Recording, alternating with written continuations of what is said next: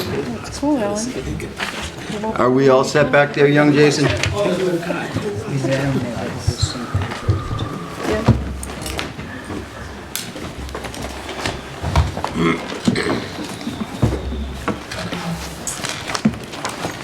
Thanks, sir.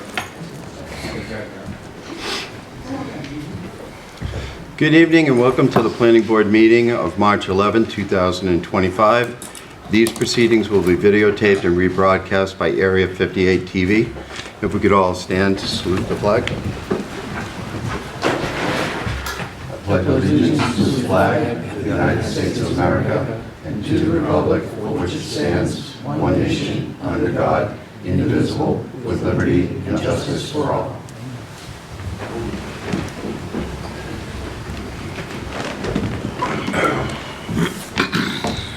All right, we have 3 A&Rs tonight. The first A&R.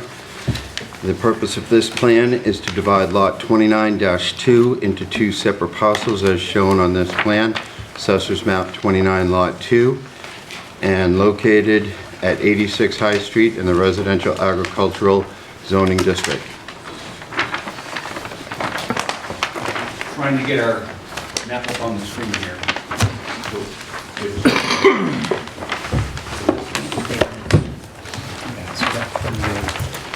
Here.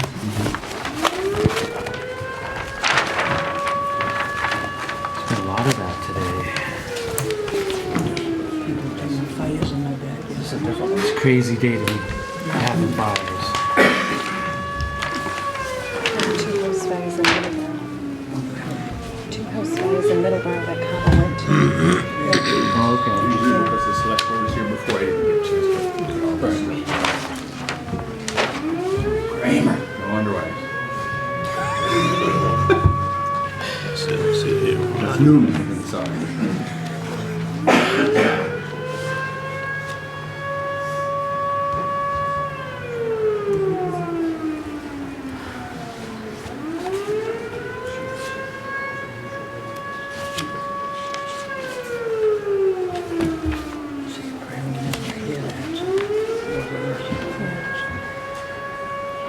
While they're working on this, Mr. Chin, would there be any reason we can't proceed? Kevin. While they're working on this, is there any reason we can't proceed? Excuse me? Oh, there you Well, go. thanks, sir. Nothing, I didn't know how long that was gonna take. Hey, so go. My last question for you. We had a long meeting. We have a long meeting. As I toggle between these, any locks on this, do I hit my F5 to get my screen to move? Because see, right now it's got that up there, but Right, because you're talking to the screen. so. Does that extend to get that one up? Duplicate. You want to duplicate, Yeah. so it stays the same. Yeah. That'll be your easiest because you can't see what you're doing. All right. Okay? So we go duplicate. Cool. Okay. All right. Thanks, everybody. You were saying something? I have called our first A&R. So if I may, I'd like to take a couple minutes to go over some of the basics of A&Rs. We've had a lot of conversations about them. It's taken quite a bit of time with the planning board. So I gave most members a copy of the A&R slides that we had from a training from CPTC. So I've got them on the screen and just kind of like to run through them before we get into the 3 A&Rs. So a number of you were at the training that we did with this. Back at the fire station, I think we had Amy, not Amy Questle, but another attorney do the presentation for us regarding A&R plans. And as all things in Massachusetts, the laws are sort of weird and sometimes contradictory, and are also, as I tell people on a regular basis, not really written to benefit municipalities, likely more to benefit the development community because they seem to have a bit more influence with legislators than towns do. I don't have any verifiable information about that, but that seems to be the way it is. So an A&R plan, as the notes from the proceeding says, can't be withheld unless a plan shows a subdivision. And a subdivision essentially is when you create a plan to make roads to create frontage. Because the essence of land use in Massachusetts is that any lot, for it to be buildable, has to be on a way, on a roadway, either one that's existed prior to subdivision control, one that's been created under subdivision control, and there are some ancient ways as well. The majority of the things that we see are on public ways, and that is one of the 3 ways under the A&R procedures. Per the guidance, if a board finds a plan does not show a subdivision, you don't have to create a roadway to create a lot, then the board must immediately endorse an A&R plan. There are 3 standards that have to be met for lots. I've talked about before how there's only one criteria for A&Rs, that is, does it have frontage? It's not does it have acreage, does it have anything, it doesn't have frontage on a way. So in looking at that lot that has frontage on a way, those 3 standards that have to be met are the lot's on a qualified way, it has an adequate frontage, and there's vital access to each of the lots, and we'll talk a little bit about those. So, as I said before, a way is a public way that's been accepted by the town, or a way the municipal clerk certifies has been maintained and uses a public way. It could be a way shown in a subdivision plan, created in a subdivision plan. And there are also in towns, in this part of Massachusetts that existed way before we had subdivision control. And those are like cart paths and woods roads and things like that, where there's a fair amount of discretion in the board's opinion if that road that they're looking at has sufficient width, grades, and adequate construction to allow vehicles to get to the site. Lots shown on an AR plan must meet the minimum frontage as specified by the local zoning bylaw. The vital access standard, and we're going to get into this on one of our A&Rs tonight, is largely evolved from court decisions.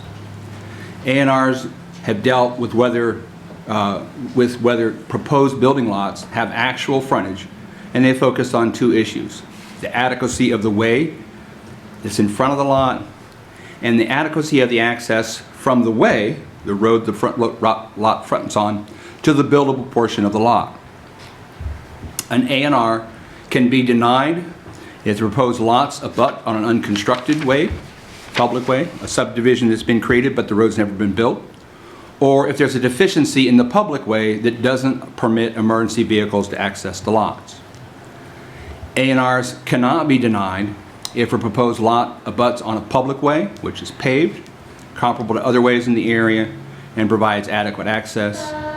It cannot be denied if that deficiency in a public way, unless the deficiencies prevent an emergency vehicle from entering, and if for some reason there's access from a way in another town that qualifies for an A&R as well.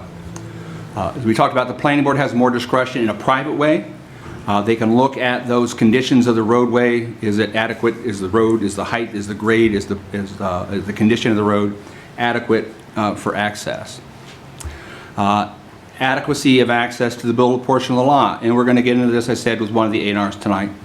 An A&R can be denied if the proposed building lot does not have accessibility from the way to the buildable portion of the lot, or if there's no actual frontage. If a road is, if a lot is on a road, but there's a wetland that entirely constrains you from entering the property from the roadway, that's what's considered illusory frontage.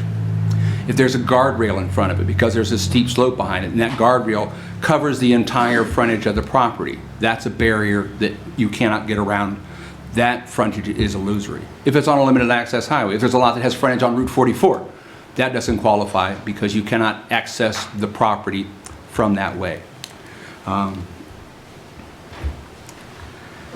Illusory access, an A&R can be denied if wetlands prevent that, or there's a physical barrier. I think I just talked about that. An A&R cannot be denied simply because wetland approval is needed or due to a partial physical barrier. That barrier doesn't cover the whole front of the lot. The Supreme Judicial Court decided that a planning board cannot deny an A&R simply because other permitting approvals are necessary before the practical access exists from the way to the building site. In the court's view, the existence of wetlands did not render access illusory in a different situation where there exists a distinct physical impediment or an unusual lot configuration that would bar that practical access. An A&R cannot be denied due to a current partial barrier. We talked about that just a moment ago. 81X plans, if someone comes in with a plan, they're just erasing the lot lines inside, it's a no-brainer. The board just endorses those. There's no changes that are being made to the lot, they're simply combining two lots together by erasing an interior lot line. So under subdivision control, and we've talked about this a few times, there are lots and there are parcels. So a lot under Massachusetts general law is defined as a parcel that's available for use for one or more buildings. If it isn't usable, if it doesn't have frontage, it's typically considered a parcel. And these cases have led to practices of putting lots on plans that are not considered to be building lots. Planning board should consider a following statement where you've got one or more parcels that don't meet the frontage requirement. So most of the things we looked at over the last couple of weeks have met the frontage requirement, but there have been other issues with it. So if you don't have a frontage for the lot, they say, well, you can use a statement like the purposes of subdivision control. This cannot be used as a building site. If an owner wishes to just convey part of their property to another landowner, there's another note you could put on a parcel that says, we're conveying this abutting property to the owner and it's not available for a building site. And this is just a picture of one of those plans. This is the first plan according to the training where there was a placement of a statement on an A&R lot. This is an example of where a note has been used to say the back of this lot, which doesn't have frontage, is being conveyed to the property owner next door.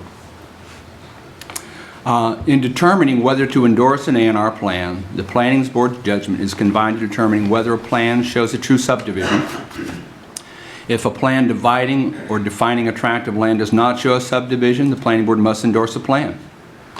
The Planning Board is presented with a plan that shows a division of land of two or more lots with sufficient frontage on the way, then the Planning Board can determine whether frontage is actual or illusory.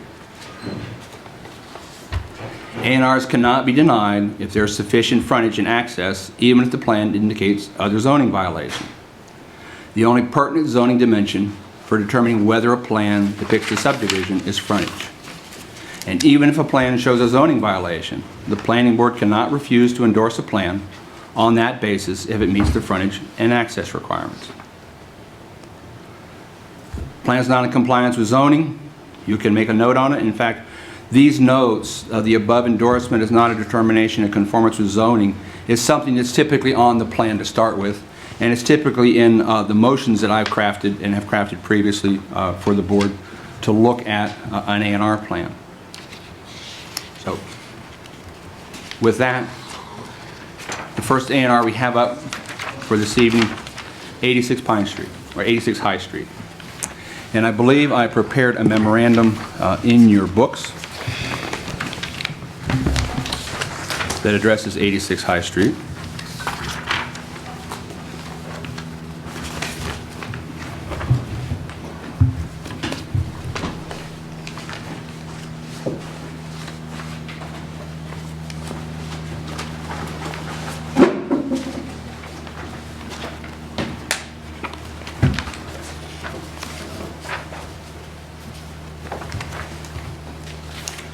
So for 86 High Street, we have one lot being split into two on High Street.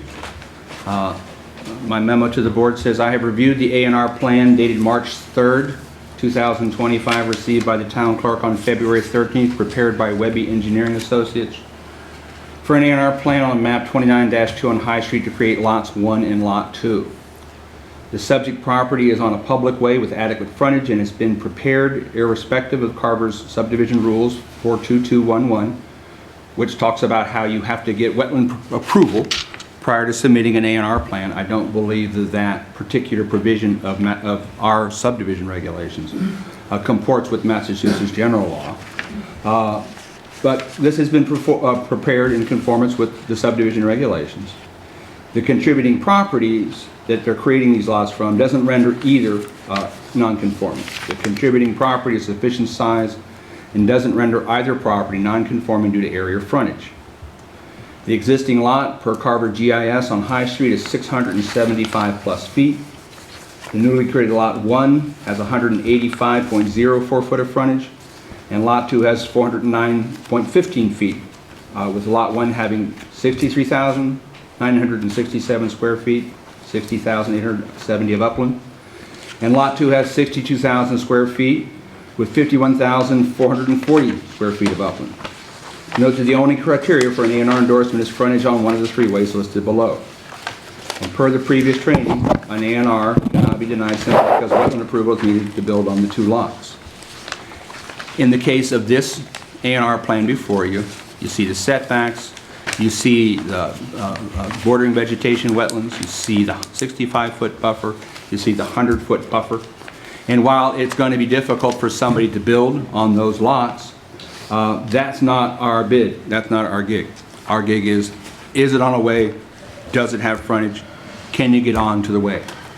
So I had proposed a motion for the board to move to endorse the A&R plan of map 29 lot 2 on High Street for 316 Highland Avenue LLC, prepared by Webby Engineering Associates for the A&R plan of map 29-2 on High Street to create lot 1 and lot 2. The planning board's endorsement is not a determination of the conformance with zoning regulations. And with that, happy to take any questions or hear from the applicant, who I think was here last time but not with their representative. But my opinion, High Street, perfectly fine, deserves endorsement by the board. Would you like to speak on behalf? No, not unless you guys have any questions. All right. I'm fine at this time to accept a motion for this. Motion to approve with our standing disclaimer. Planning board endorsement of this plan is not a determination as to conformance with zoning regulations. Second that.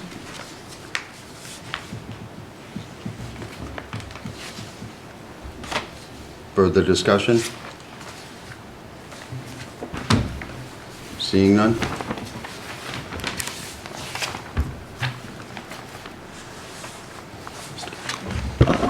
John Gasky says aye. Mr. Shea says aye. Ellen Sedillo says aye. Mary Ellen Williams says aye. And Kevin Robinson says aye.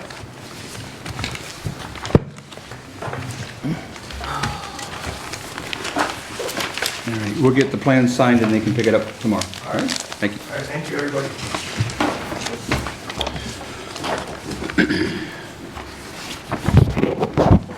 Our second A&R, this plan has been prepared for the purpose of creating lots 3-1 and lots 3-2, as shown on this plan, Assessor's Map 86, Lot 13, and located at 0 Rochester Road in the Tourist Commercial TC zoning district.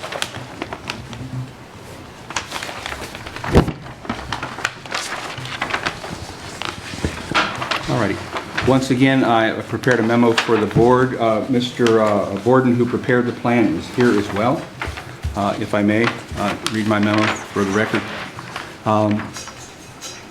I've reviewed the A&R plan dated February 18th, 2025, revised through 3/7/25, received by the town clerk on February 21st, prepared by Arthur F. Borden and Associates, Inc., for map 86, lot 13 on Rochester Road and Pine Street to create lot 3-1 and 3-2.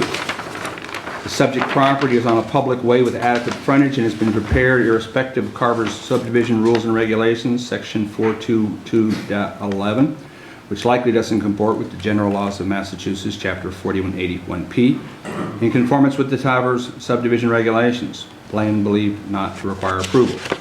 The contributing property is of sufficient size that it does not render either property non-conforming due to area or frontage.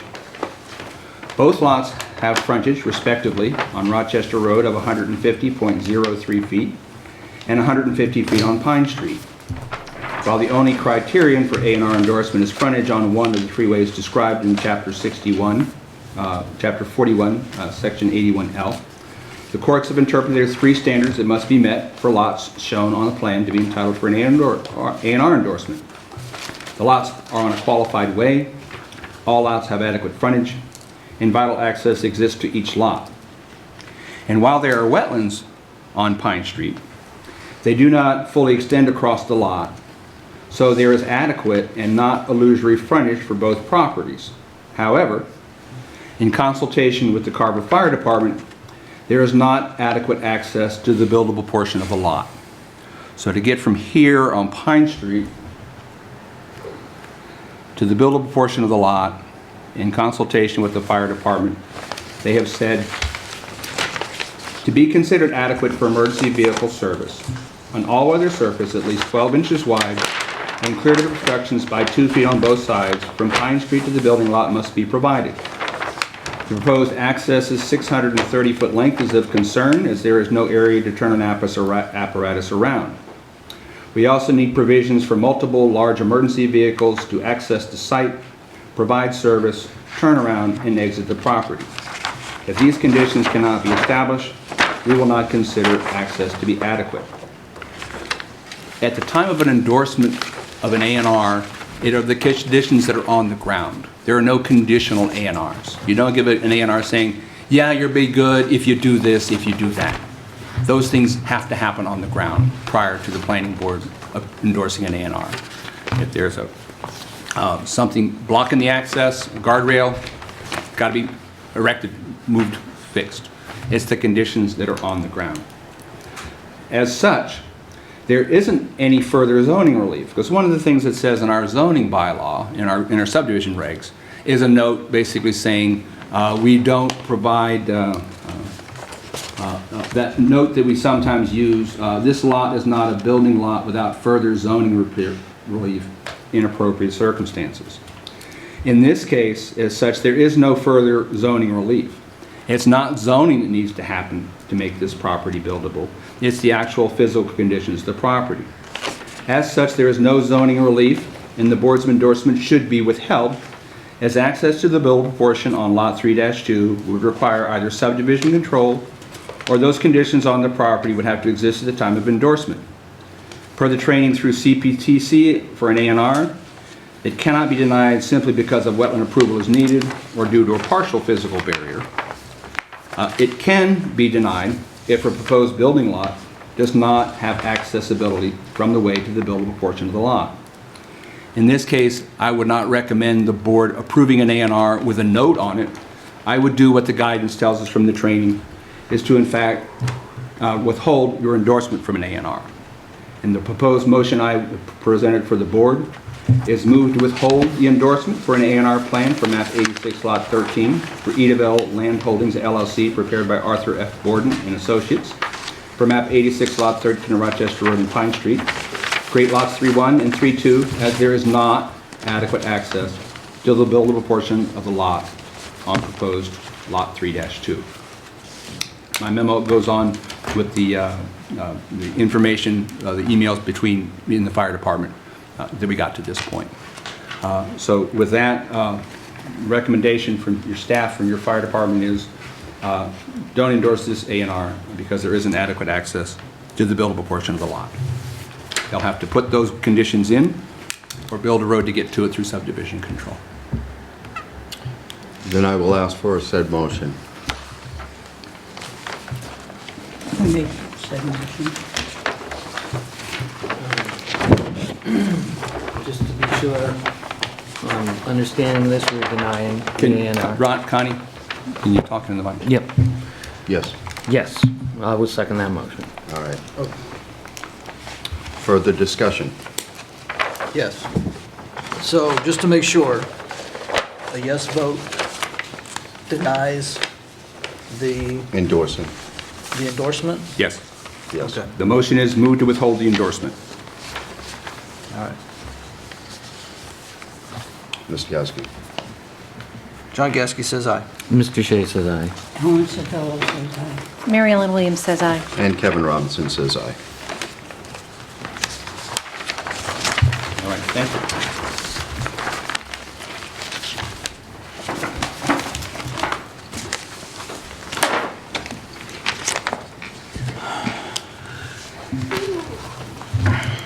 Our third A&R, the purpose of this plan is to create two new lots, 11-C and 11-D, as shown on this plan, Assessors Map 58, lots 2 and 11, and located at 28 Fosdick Road in the Residential Agricultural Zoning District. All right, if I may, Mr. Chairman. Yes. I have reviewed the A&R plan dated January 31st, 2025, received by the town clerk on February 25th, 2025, prepared by GF Engineering, Inc. for map 58, lot 11 on Fosdick Road, to create lot 11C and lot 11D. Subject property is on a public way with adequate frontage and has been prepared in conformance with the Carver subdivision regulations. 4.0 plan believed not to require approval. The contributing property is a sufficient size, so it does not render either property non-conforming due to area or frontage. Existing frontage on lot 58-11 is 579.9 feet. The newly created lot 11C and 11D both have 289.95 feet of frontage, with lot C having 76,510 square feet and lot D having 72,589 square feet. Note the only criteria for an A&R endorsement is frontage on one of the three ways above. This property fronts on Fosdick Road. It is a public way. My proposed motion for the board to consider is move to endorse the A&R plan for map 58 lot 11 for Francis V. Johnson, prepared by GF Engineering, Inc. for map 58 lot 11 on Fosdick Road to create lots 11C and lot 11D. The planning board's endorsement is not a determination as to the conformance with zoning regulations. Thank you. Thank you. So I will ask for a motion. I just have, is there anybody here to represent this? I'm not. Yes. If you don't mind, I have a couple questions.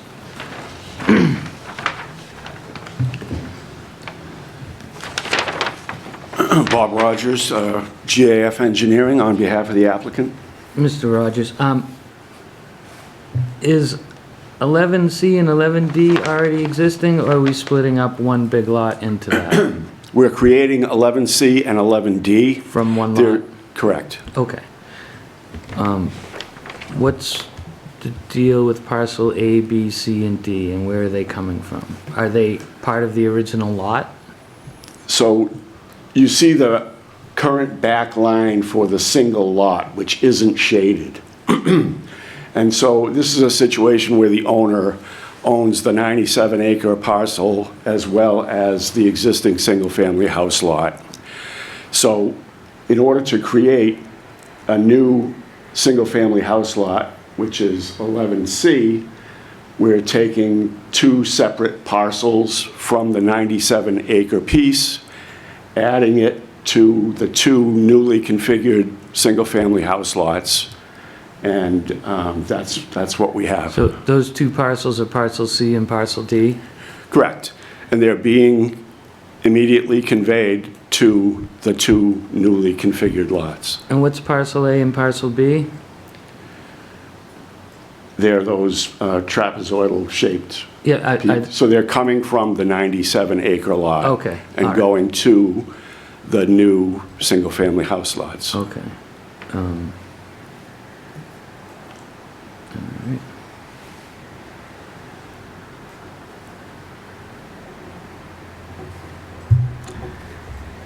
Aside from some issues that it might create unconforming issues, that's not my issue. That would be the property owner's issue. All right, then. I would like to ask for a motion to endorse. Motion to endorse with our disclaimer as previously stated. Do I need to restate it? I don't think you need to. Okay. Thank you. All right. Further discussion?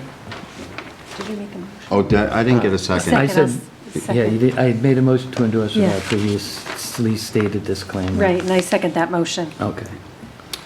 Further discussion? Ms. Gasky. John Gasky says aye. Mr. Shea says aye. Helen Sotelo says aye. Mary Ellen Williams says aye. And Kevin Robinson says aye. So can we make it standard to include that in every A and R so I don't have to repeat it every time? I was told previously that it was on every A and R, but Do we have that? So it is on every A&R. That's all, But I have taken the merit of putting it in the motion to make sure there's nothing confusing about it. Because when I submit, so the second part of this, after you guys sign it, and Bob comes back tomorrow to pick up his Mylar, is we send a disposition to the town clerk that basically says what the board acted on. Because as you know, the board shall forthwith within 21 days endorse a plan.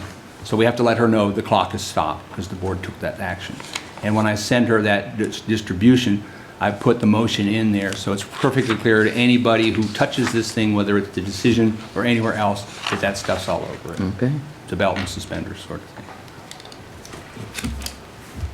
All right.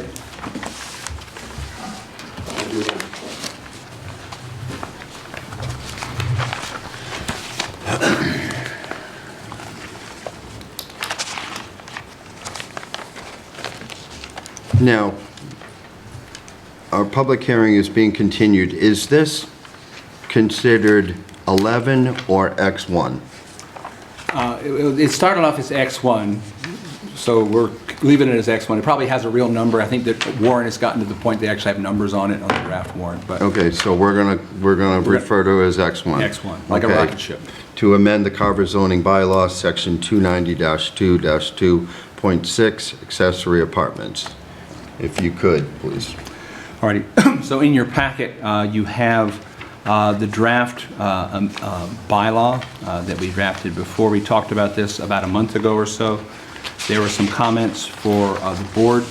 And for those folks who may not have been at some of the earlier meetings, the Massachusetts General has changed and basically says people get to build an ADU by right in their yard.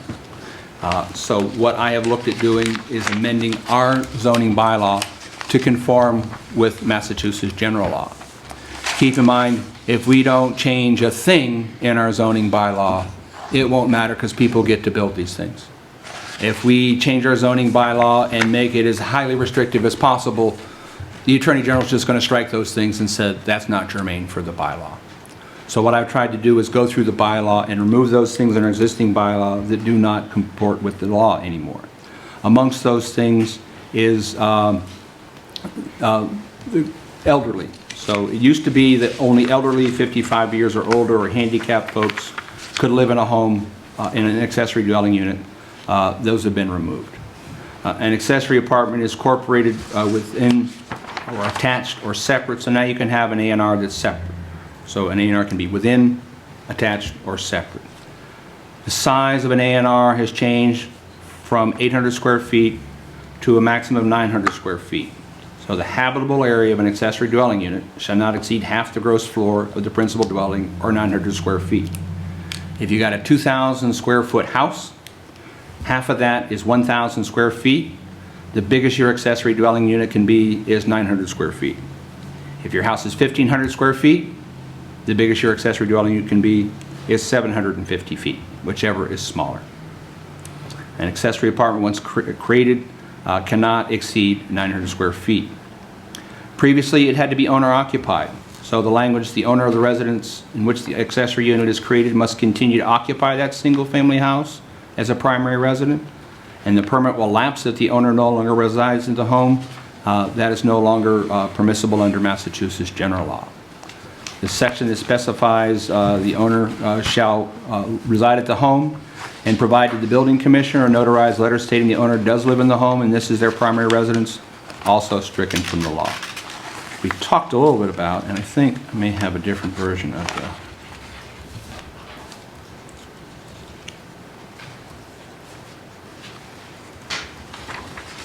pardon me just a second.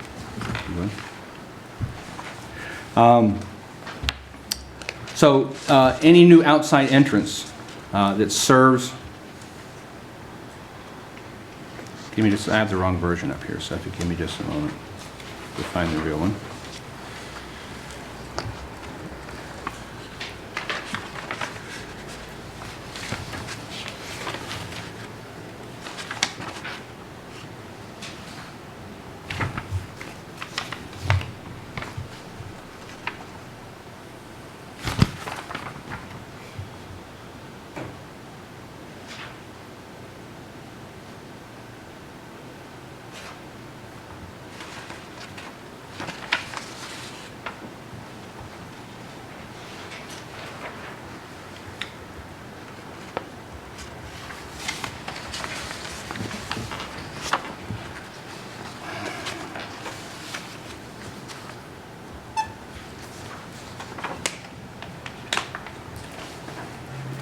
Sorry for the delay. This is kind of like the part of the talent show where they break through the commercial before they announce the big reveal. It's not that exciting, however, so my apologies.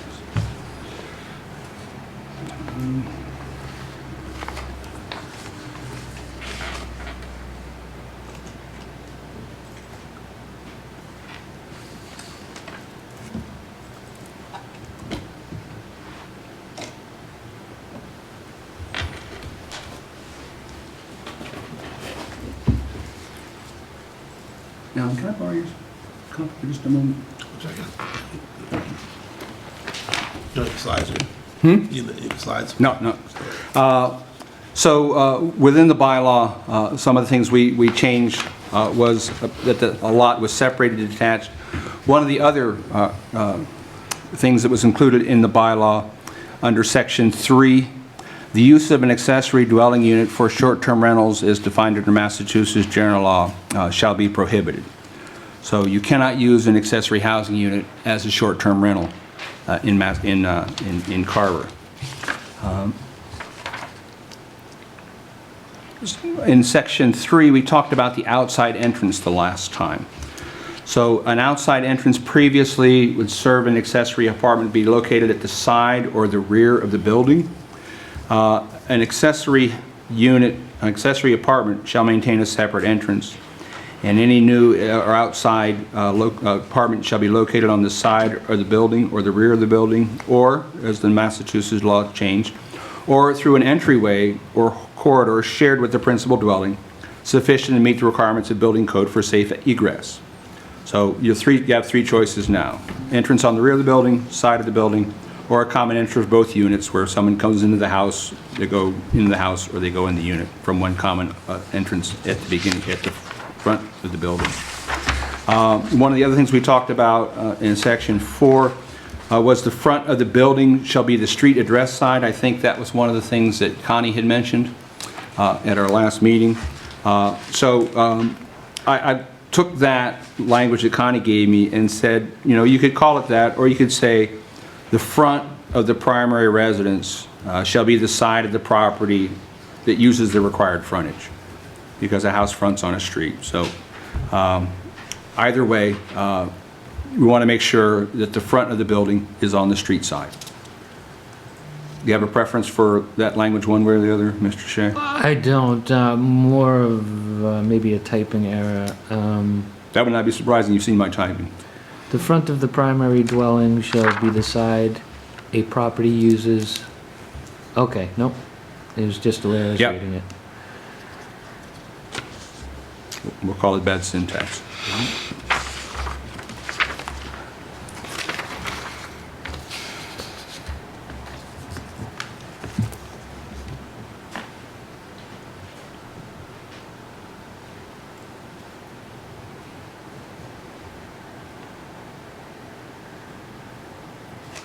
You good?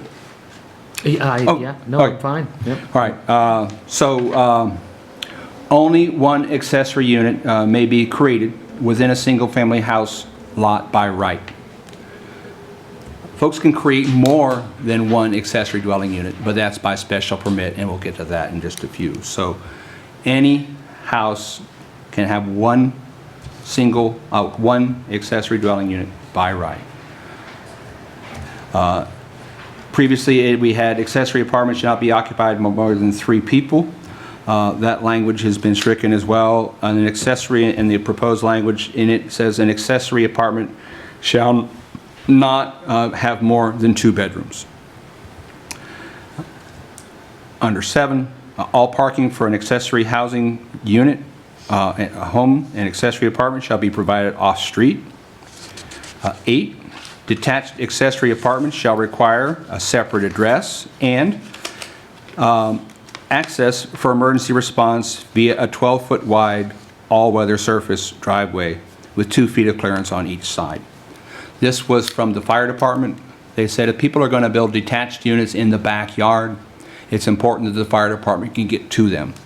So if someone does propose a detached unit in their backyard, it will have to have a separate address and they'll have to make sure that there's an emergency access available for the planning, or for the fire department to get there, consisting of a 12-foot wide all-weather surface with 2 foot of clearance on each side, which is their standard requirement. And pursuant to Massachusetts, Section 9, pursuant to Massachusetts General Law, Chapter 48, Section 3, more than one accessory dwelling unit within a single-family home or house lot shall require a special permit from the planning board pursuant to Massachusetts General Law, Section 48, Section 9, and Articles 5-3 of the Carver zoning bylaw. The previous language about the conditions for the issuance of a permit, only good for 3 years, once again stricken by the changes in the law. So what the law says is any place where a single-family unit is allowed, an accessory dwelling unit is allowed. So we're looking at amending the use regulation table as well. So everywhere you see on this top line, detached single-family in RA, yes. Accessory dwelling unit, also yes. Attached single-family in the general business district, same thing for accessory apartments. In the village district, same for accessory apartments. All the other districts, it's no. Now, we do also allow dwelling units above commercial or office uses. None of that changes under the law. Those things remain as they were. The other things we'll need to change in the zoning bylaw are the definitions. The accessory housing definition, formerly being 800 feet, would now read accessory apartments, also known as accessory dwelling units, ADUs, are a self-contained housing unit incorporated within a single-family dwelling or existing detached structure that is clearly subordinate part of a single-family dwelling and which complies with each of the use and dimensional regulations stated in section 290-2-2.3. That's lifted from the legislation, that definition. And there are changes to the parking requirements. Only 1 parking space is required for an accessory dwelling unit. And those are some of the changes that I have proposed for the accessory dwelling units to comply with Massachusetts general law. I'm happy to take any questions. Thanks, Adam.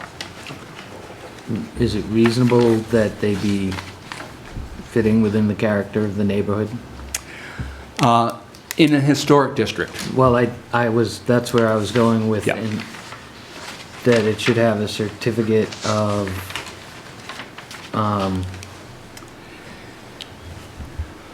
Appropriateness. appropriateness, yeah. Yeah, so it does say that you can amend your historic regulations to deal with an accessory dwelling unit. And those historic regulations are what the Historic Commission creates, and those don't go to town meeting. That's like when we do other regulations where we did stormwater. The Historic Commission would look at holding a hearing and just creating that, that part of the regulation. Could we include that in as part of this? Certificate of appropriateness and fitting with the character of the neighborhood? In an historic district? Yeah, in a historic district, just. Right. It is called for within the statute, so I think it's fine. In an historic district? Go on. Certificate of appropriateness through the Historic District Commission, that the ADU meets the character of the neighborhood.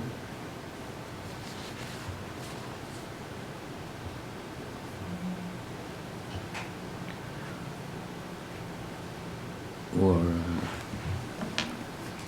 Don't change it on me, I'm still writing. nope. Of the neighborhood.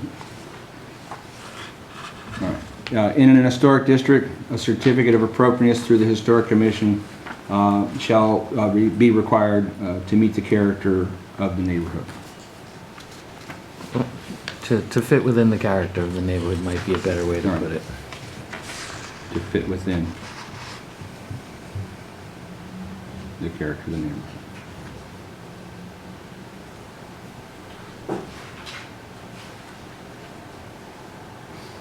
Right? If I may, Mr. Chair, I'd like to Sure. provide an opinion on that. Borrow your mic.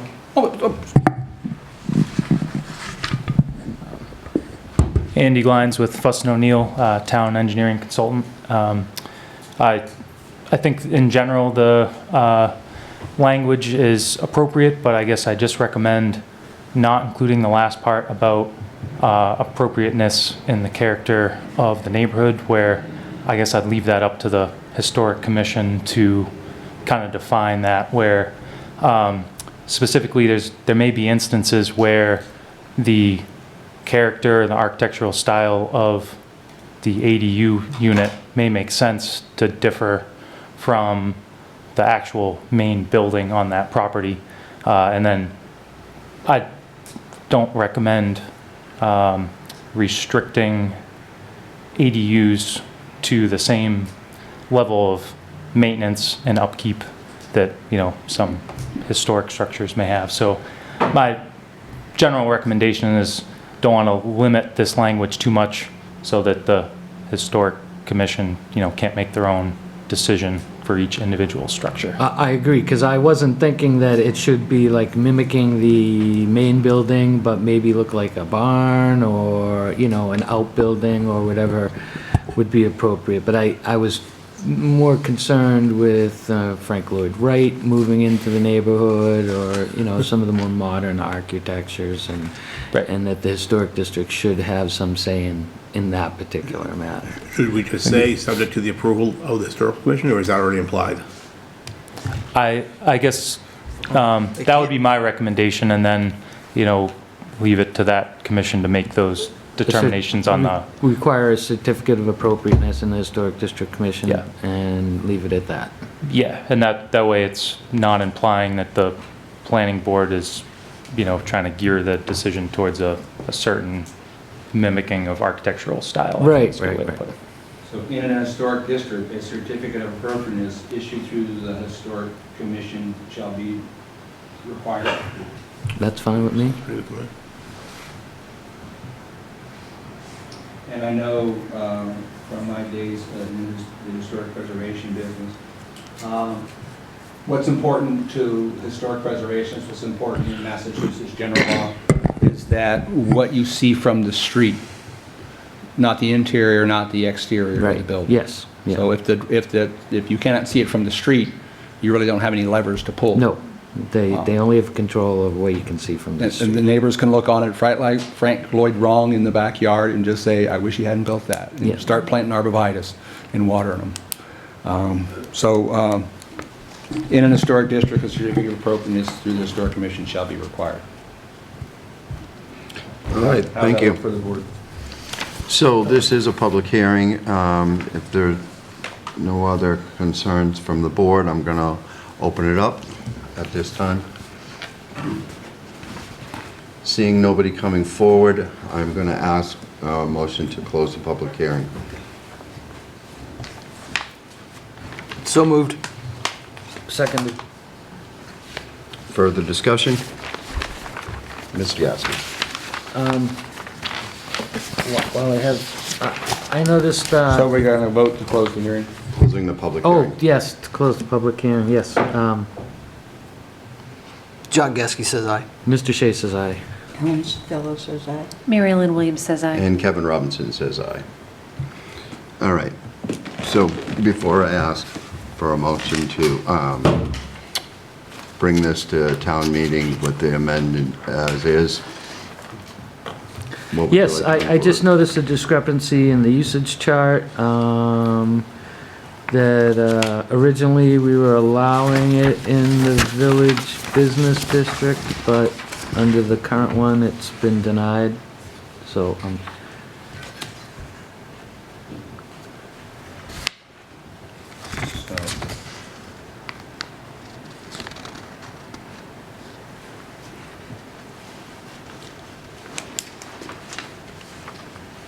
I didn't know if there was a reason for it, if it was just a typo, or... Which one are you referring to? I am referring to chart number 8 on page 4 of this meetings, but a couple weeks ago, we had it, the chart said yes in the village business, So village business and this one says no in the village business. for detached single-family dwelling? Accessory apartments, ADUs. Yes, am I? Says yes on mine. Yeah, On this one, it says yes. Right? But on this one, it says no. We're gonna go take a look at the zoning bylaw. So here's the chart, single-family dwellings, allowed in RA, Page allowed in GB, allowed in V. RA, GB, and V.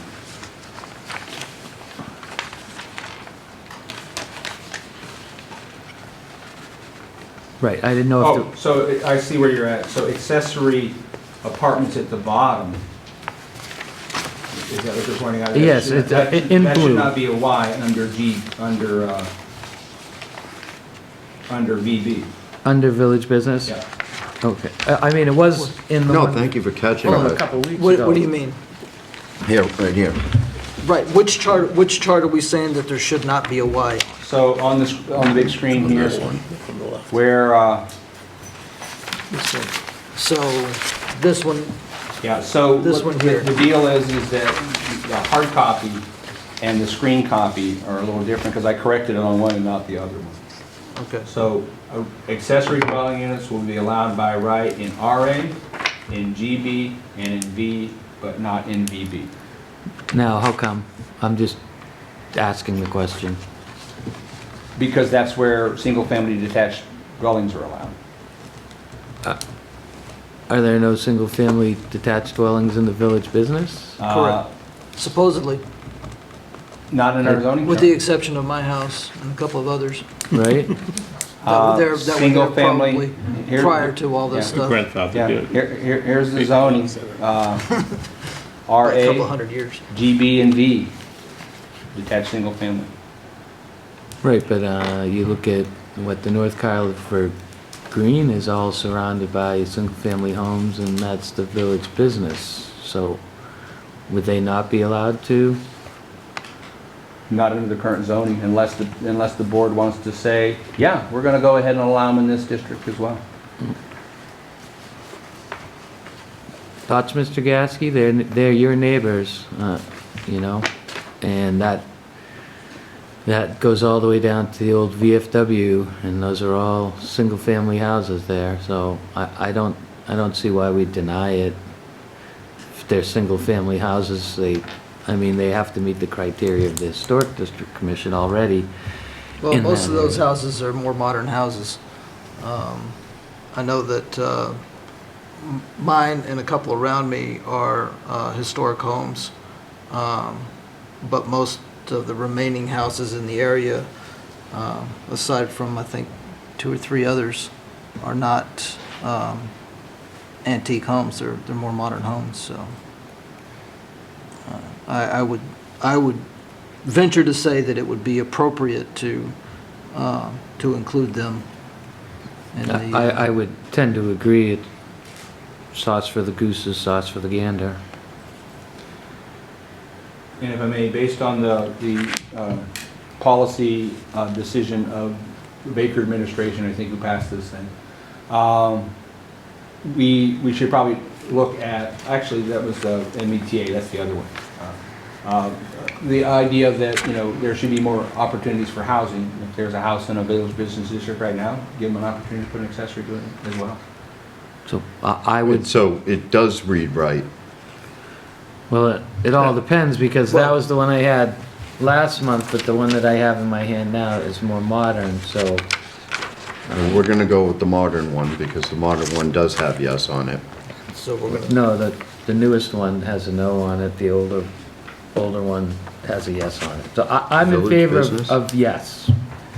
I So think the- it's fair for one. The motion is, the chart should be amended to include accessory apartments in the village business. Yes. district. Yes, that is my request for an amendment. Will you make that said motion then? I don't think we need to make a motion on that. We need to take it to, no, I'm asking to bring the article to town Oh, yes, As I will, amended. with that. make a motion to approve the article as we've discussed with the amendments we've made for accessory dwelling units to come into compliance with state law. Do I have a second? A second. Do we have further discussion? We are making that note? Yep. Changing that to include it? Yep. All right, Mr. Gasky. John Gasky says nay. And Mr. Shea says aye.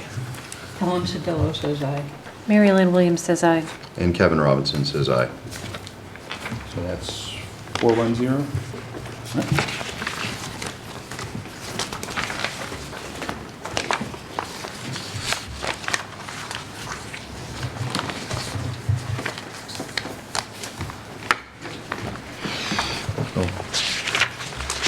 So I did have a copy of both of those at our last meeting, so the more modern one was my mistake.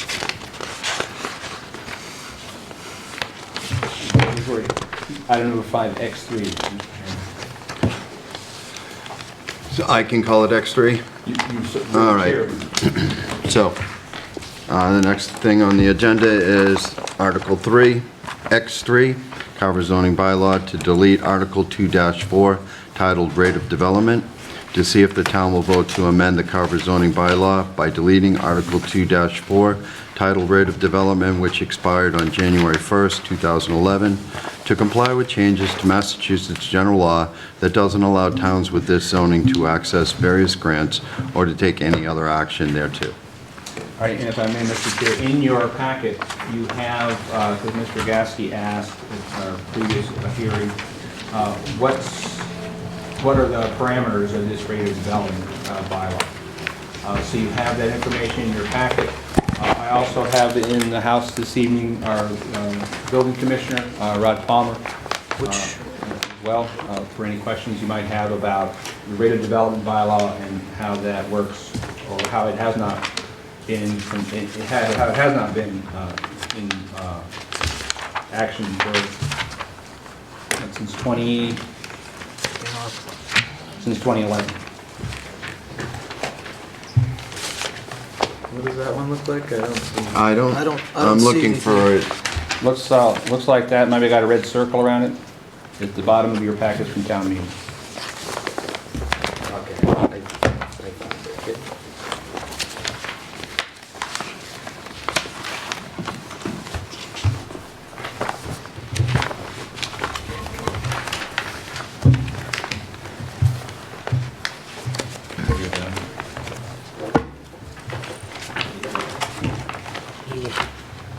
Thank you.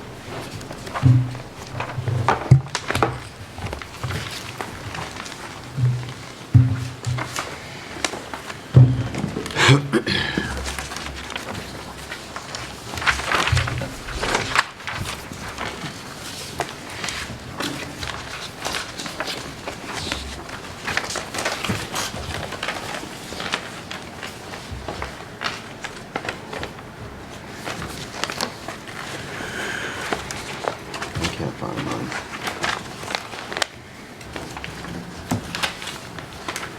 It was kind of, mine was kind of mixed up with the additional dwelling units.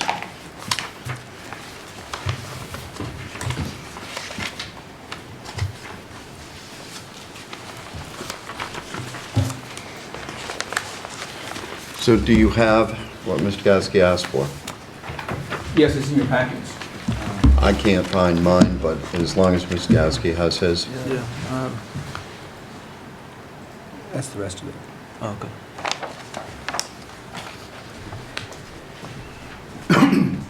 And if I may, while folks are looking at that, Mr. Chair, so this came to light when we put together our most recent grant application for the Economic Development Plan for Carver. One of the questions asked in the application is community housing restrictions. Does the community have any active housing or infrastructure moratoria or other restrictions, restriction bylaws such as growth limitations? I was able to answer no to that, even though it's on our bylaw. because it hasn't been used since 2011. The last line of that section of the zoning says, "This section may be extended without lapse of its provisions and limitations by vote of town meeting prior to January 1, 2011.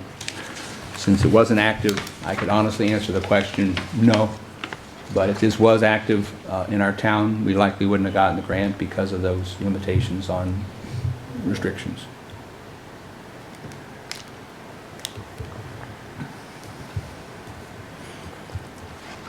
I had recommended that town meeting just delete that section of the bylaw.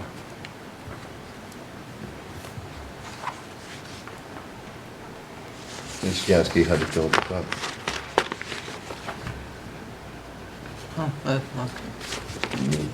Is this good? Yeah, that's good for me. I All right. appreciate it. Thank you. Then I'm going to ask for a motion to, It is a hearing. public hearing, okay. Thank you. Then I will ask if there's anybody in the public that wants to come forward regarding this. Seeing none, then I'm going to ask for a motion to close the public hearing. So moved. On Article X3, so moved. Second. Further discussion? Mr. Gasky. John Gasky says aye. Mr. Shea says aye. Ellen Sedillo says aye. Mary Ellen Williams says aye. And Kevin Robinson says aye. And who seconded closing the hearing? Ellen. Thank you. Ellen, Thank you. all right. I'd like to have a motion to take Article X3 to the town meeting as amended. So moved. Just to be clear, the motion is to remove Article 2-4, titled Rate of Development from Correct. the Carver. Then I will second it. Further discussion? Mr. Gasky. John Gasky says aye. Mr. Shea says aye. Ellen Sedillo says aye. Mary Ellen Williams says aye. And Kevin Robinson says aye. All right, then, thank you very much.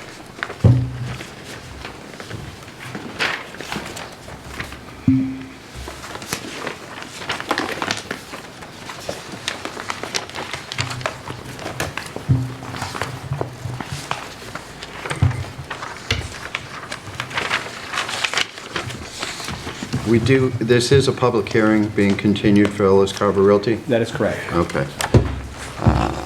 Ellis Carver Realty LLC requesting a special permit and site plan review pursuant to Article 5-3, Section 290-2-3.3, Section 290-4-3.4A, and Article 3-1 of the Carver zoning bylaws, located at 62 Main Street in Carver, Mass. Assessors Map 71, Lot 9-1, in the General Business Zoning District, for the construction of two craftsman tradesman buildings, one at 7,475 square feet and one at 5,200 square feet, with the required access, parking, and related utilities. Mr. Borden.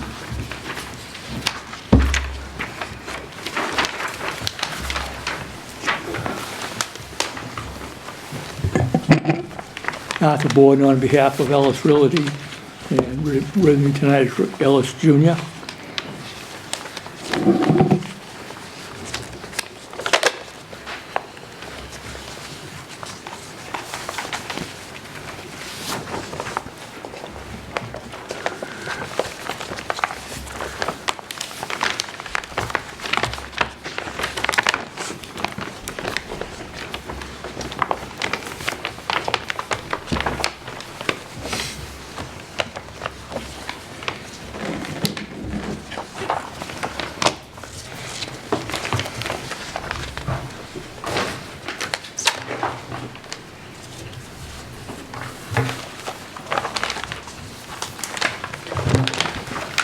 So at this time, I know that we had concerns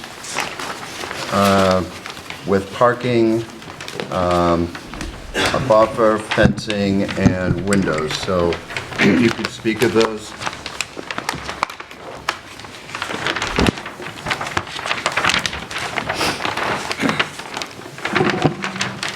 We've provided a request for waivers on the parking and landscaping. I submitted a couple of small plans to go along with that, showing where our parking is relatively abutting neighborhood. To the north, we abut Major Impact. We have 4 parking spaces that overlook the rear of their property that is currently used for storage of scrap metal parts that they've replaced with new parts, waiting for the scrapper to come and take them away. The rest of the property line along is the back of our building to the side of their building and parking area where they have their cars parked for waiting for repair. On the south side, we have spaces that abut the rear of what's now the Country Vet. There's a significant berm, well-treed, and there's a stockade fence at the top of the berm. Further down the property, the back of our building faces the rear of the Cranberry Plaza. The back of their property is, they have a service road, and that's where they have all the dumpsters.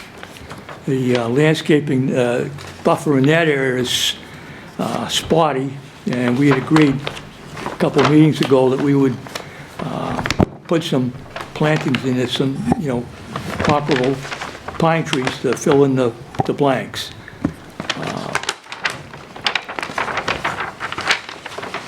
That would be pin oaks and white pines. Right, mostly white pine, that's what's there. Okay. And it would kind of have to be determined in the field where the holes in the buffer zone are. But we had agreed to do that.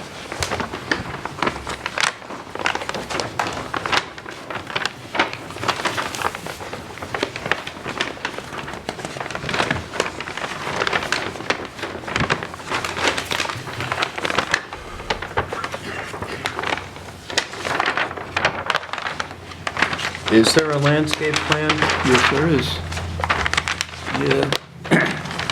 It's like, I think it's the next to the last plan in the plan set. Next last one, I okay. think so. Okay, thank you.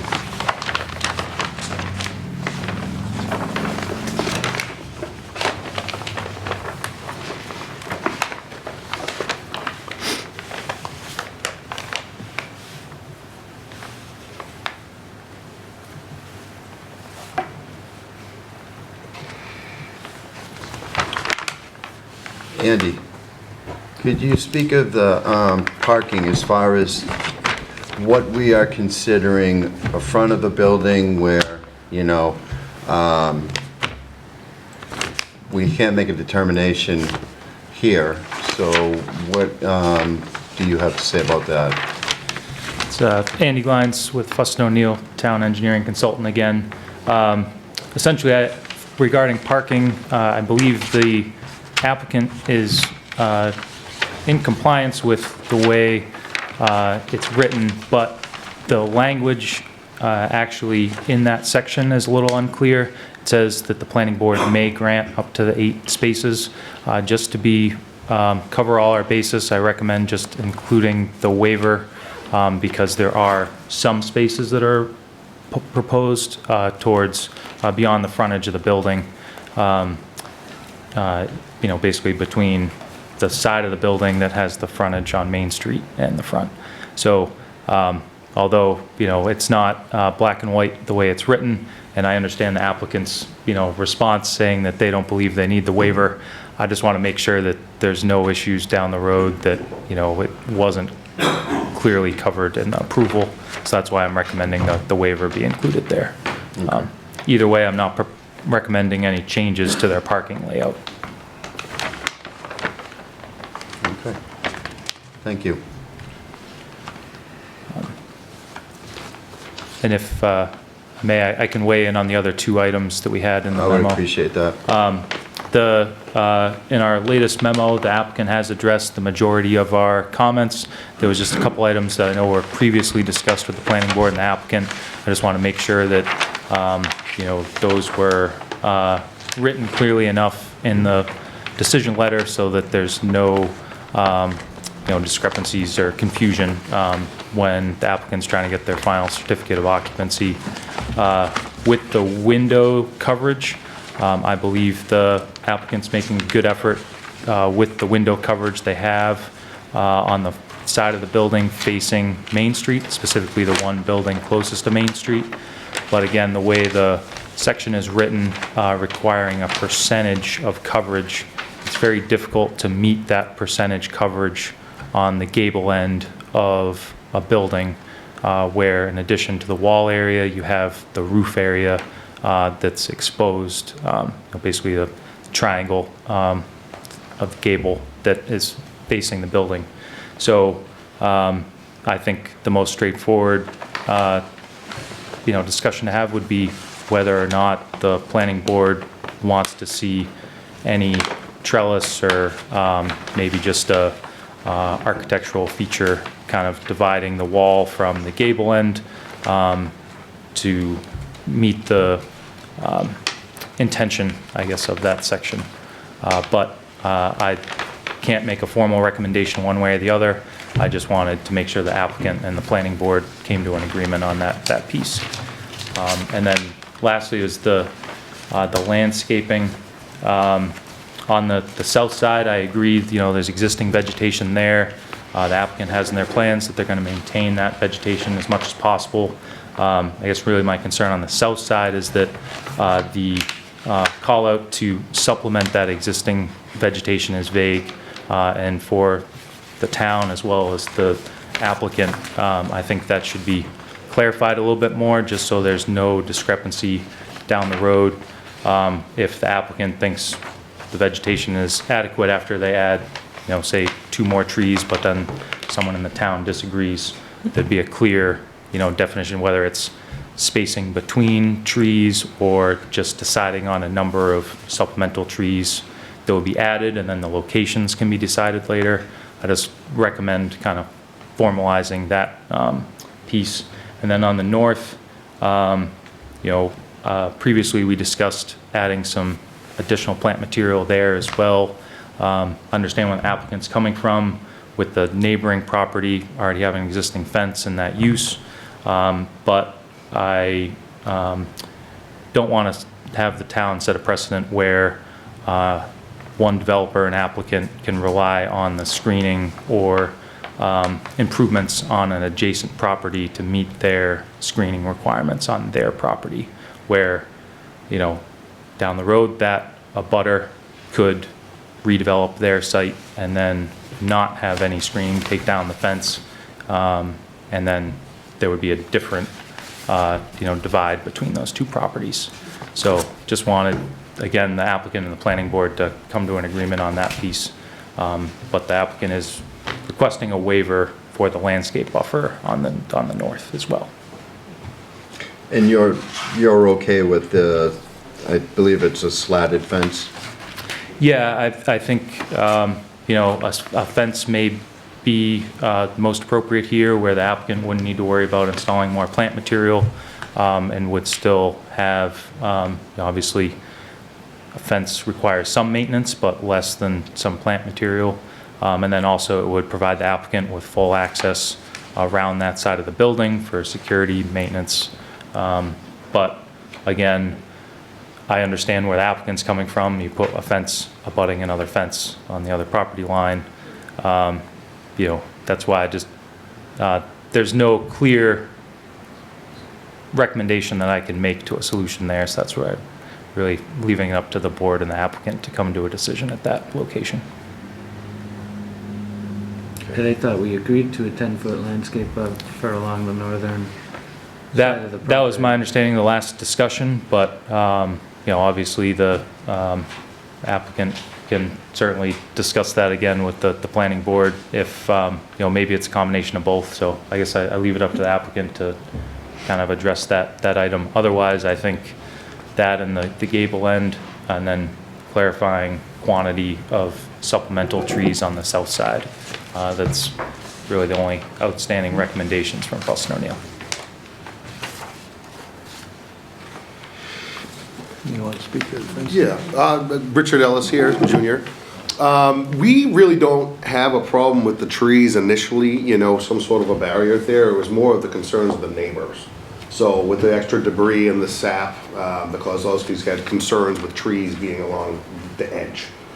So, I mean, we would put arborvitaes or a fence if that's what will suffice. But again, you brought up a fence against a fence. You know, does that make any sense, and who's that really benefiting?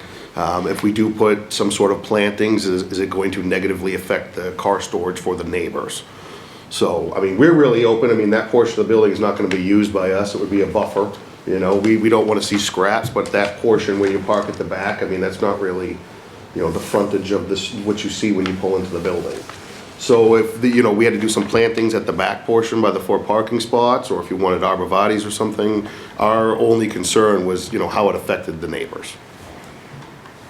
And speaking to the gable end, you know, we would consider different design concepts as potentially an eave that broke the wall, you know, some sort of a soffit eave, or trellises at the end. We were trying to get behind, like, what is the purpose of the 15%? Is it aesthetics, so the end of the building looks better, so you don't look at a gable end? You know, because putting 15% of windows in the gable end of a structure, it raises some problems with the integrity of the building itself. But we are open to design styling suggestions, you know, where we are stick building this. I mean, if we had to do an eave or an overhang, if that would suffice, the window requirement. Maybe even possibly a false window. You know, a false window and a breaking up of it, architectural rendering would be nice. Okay, yeah. I mean, I'm open to suggestions from the rest of the board as far as that's concerned. I mean, you are in a little bit of a difficult way where it's facing the street, so I want it to look we want it to look presentable. Yeah. And I would imagine you want it to look presentable. Oh, absolutely, yeah. Even though it's the side of your building, it's actually your front, It's true. facing the street. Yeah, what we're going to see pulling in, we would like it to be an attractive structure. I don't want to put a big blank wall. All right. Like a 3D fixture or whatever, like stone facade or something to break it up. Yeah, we were considering initially like a small eave roof overhang, with a couple lights under or something that would break the wall.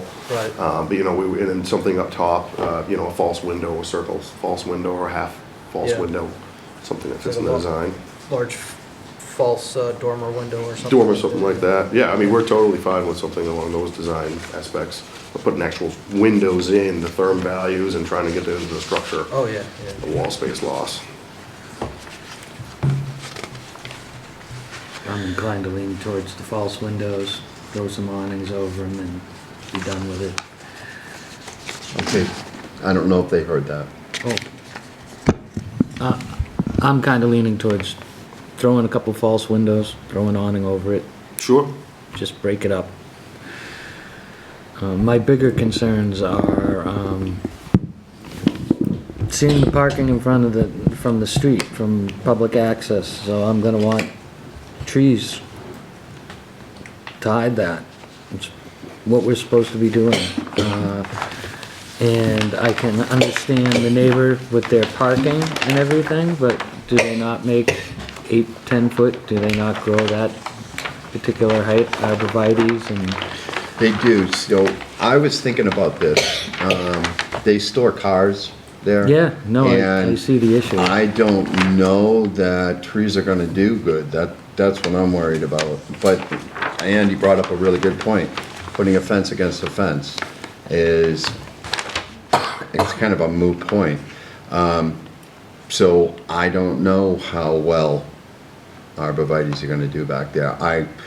I would like to think that maybe possibly, you know, some more white pine, try to make a white pine hedge there with cedars and some pin oaks, because, you know, they're natural. And they might do better than putting in the arborvitaes. I don't know. You're abutting, you know, where cars are being stored. That's my concern, for the wellness of the trees. I'd No, hate I to was see them thinking more put for- thousands of dollars into green arborvitae's and then they not do well. Oh, well, that shouldn't be how well they do shouldn't be the issue. It's, you don't want to cause property damage on the other side either.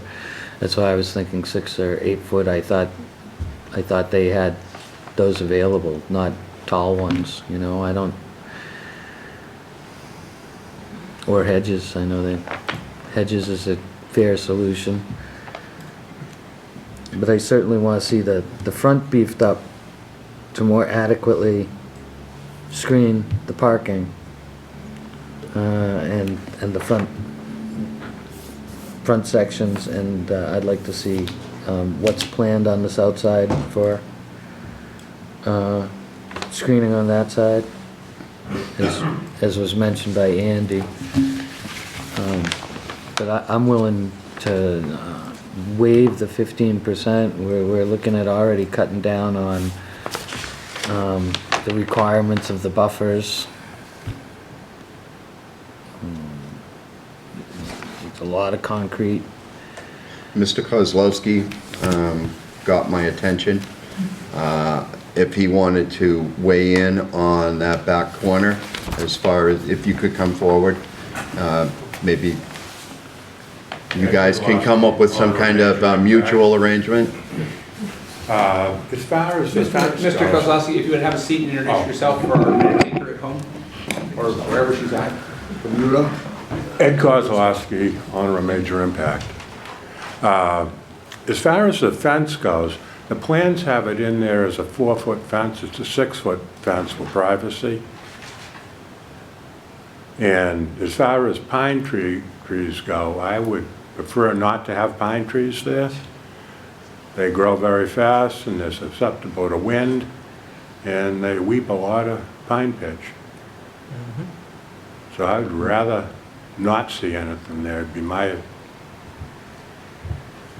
thoughts on it. So maybe we forego that and keep something low in there, 4-foot bushes or something along those lines, a hedgerow or something. Maybe a boxwood. They make the 4-foot arborvitae's that kind of bulk out, but they only stay a couple feet tall. Or natural vegetative landscape back there. I would like to see what you said. I would like to see the landscaping beefed up on the front, opposed to the back. Is there a full fence? There's a full fence Full that goes fence. all the way back there, and it is slatted, right? From where the building starts, all the way back is slatted, yes, and it's 6 foot. Yep, so I'm okay with So that it. area probably is not visible from the street at all. No, we're not. Our concern isn't whether it's visible from the street. It's, let's say that you leave, and then there's no fence. The fence gets removed by the next person that comes along. We just have to think about down the road. So I don't think you have any intentions of leaving, so I would like to see them be able to build up their landscaping in the front, and then, like Mr. Shea suggested, maybe possibly a low-lying hedge. Right, because if we're looking at waiving the 20-foot requirement for landscaping buffer, then there should be something there. Right. And I think Mr. Ellis has agreed to that. Yeah, we could do a privy hedge or something like that, would do well, low maintenance, native, some sort of, boxwoods they're more ornamental and take quite a bit of maintenance, and, we'd have to do something short, that wouldn't get above 6 foot, and wouldn't be intrusive to these guys. But, I would be hoping if that's what we have to do to hide the fence. At that point, the purpose would be to hide the slatted fence? Yes. Or, Well, the purpose is to provide the required landscape buffer, because infiltration of windbreaks, everything that's involved in this buffer, it's not, and it's also to help screen your property from his property, because you know, if Mr. Kozlowski here ever decides to sell, you don't know what's going in there. And they're gonna have to meet the same standards you do. Sure. Mr. Kozlowski came in long before these, a lot of these laws, so his property is under a different onus in regards to these. So, if anybody that came in would have to meet these, any new development would have to undergo the same scrutiny. Sure, sure. Well, I'm wondering if you're looking for something more monolithic of one plant species? So- Well, I'm gonna have you, Yeah. you can have Mr. Pull Kozlowski. up pull up another chair, and just introduce yourself when you speak, so our minute taker knows who's talking. Sorry about that. Richard Ellis again. My question to the buffer would be, are you looking for one species as a border hedge, or would we go for more of a natural? No, Shrubbery. go natural, all you want, the chain link fence is there, which provides a level of privacy, but again, that's Mr. Kozlowski's fence. Yeah. And he can take it down anytime he wants. But also, in the front of the property, I need to see something taller, 6, 8 foot, that will appropriately screen this parking lot if we're gonna allow parking up there, because as far as I'm concerned, when it comes to this, you're asking for 2 main buildings. Your second building has almost all the parking on the street side. And that would include 1, 2, 3, 4, 5, 6, 7, 8, 9, 10, 11, 12, 13 spaces there. And you're really asking us in the center of town, which should be the showpiece, really, the town center. I personally would have, if Mr. Kozlowski was coming in front of us today, I would be putting the same onus on him for absolute certain, and especially in the center of town. It's supposed to be attractive, walkable, and we're supposed to be screening the unsightly features such as parking lots. So Sure. that's where I'm coming from. Yeah, I don't have a problem beefing up the front, you know, if we could be a little bit more specific with species and types of trees that we No, want, and, I see you've got hydrangea here, but I would probably lean, you know, you can mix it up, but more conifers, what fits in. yeah, conifers, what are rhododendrons or evergreens, you know, they get tall enough, they require minimal to no maintenance, things along those lines, but it doesn't have to be a single particular species. We're looking for the outcome of the screen. Okay, yeah. Quick question, Connie. You're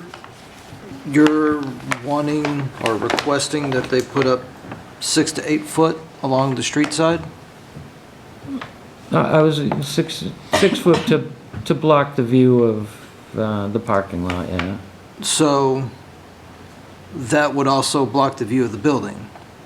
And that's why Quite a I'm bit. willing to, So we wouldn't Limit. even really need any side features on the building. well, I would limit them, yes, I would allow for limiting, but I would still want something there that, how long are these gonna take to grow? How tall are they gonna get? How much of the building are they gonna obscure? Because I see your point. Right. Because I'm willing to allow that, but if we're looking at, we're starting off at 6 feet ones, then I'm willing to, you know, a couple architectural features, soffits, you know. Yeah, well, like that's what I was looking at is, I mean, If we're looking at 8 foot- we're wanting to put If we're gonna the screen burden of the right. screening up If there, we're gonna screen but the building then at- wanting to make Yeah. the building look like this beautiful No, if we're going 8 feet. building that's being hidden Yeah. completely No, if we're behind. going 8 feet or taller, that'll screen the majority of the building, and I'm more than acceptable with, willing to it- work with that. Yeah, and then it could be an ugly duckling. Yeah, I mean, our big concern too is we wanted visibility for, you know, the police driving by at night and whatnot, where there are trades bays. you Right, know. yeah, I was that's- trying to create not a complete level of privacy block from the street.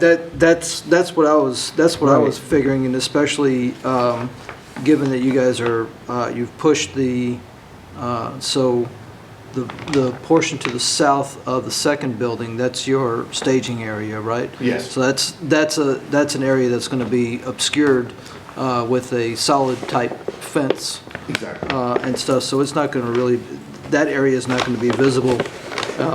And, you know, when you're walking by, I don't know, what I'm seeing is pretty nice. As far as something to walk down, and especially being visible with passing emergency services and things like that, so. You're not putting a gate across the entrance, correct? No. Okay.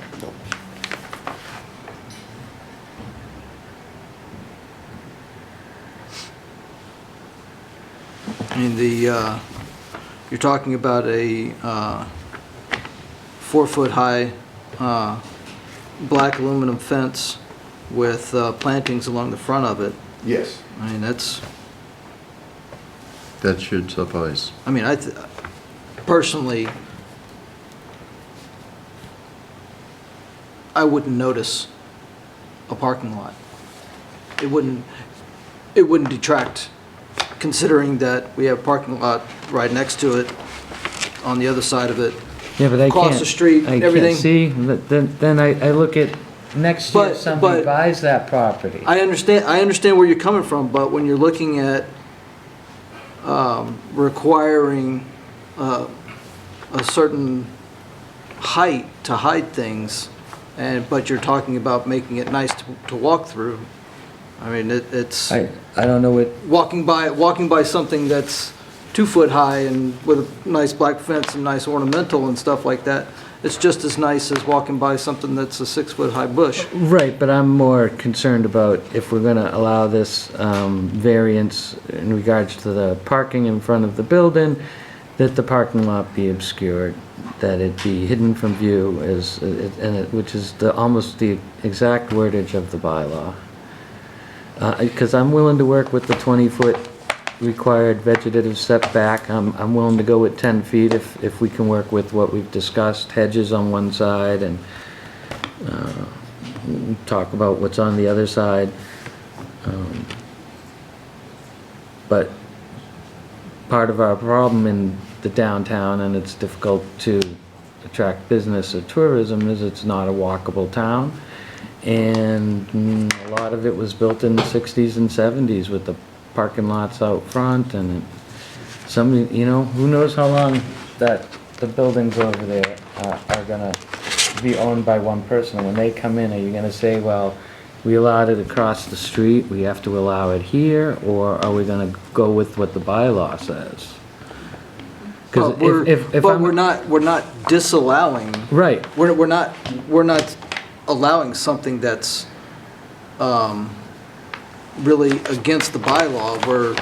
We're recognizing that it's a nice setup. Yeah, right. And yeah. that it's nice to walk through, as opposed to, we have to hide the building.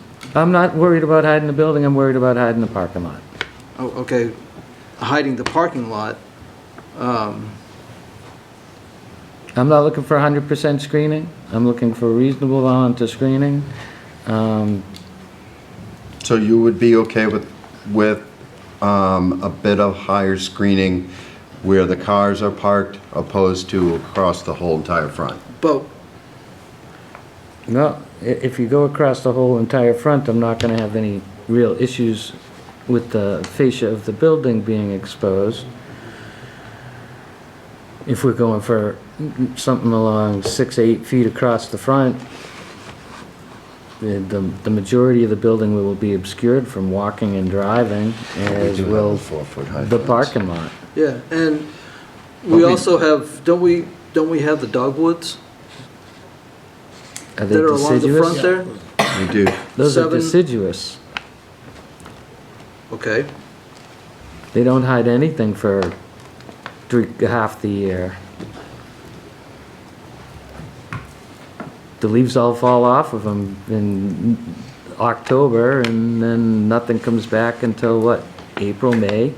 They don't screen anything. They're nice street trees, but you can replace them with something else if you want. But they can't count as screening.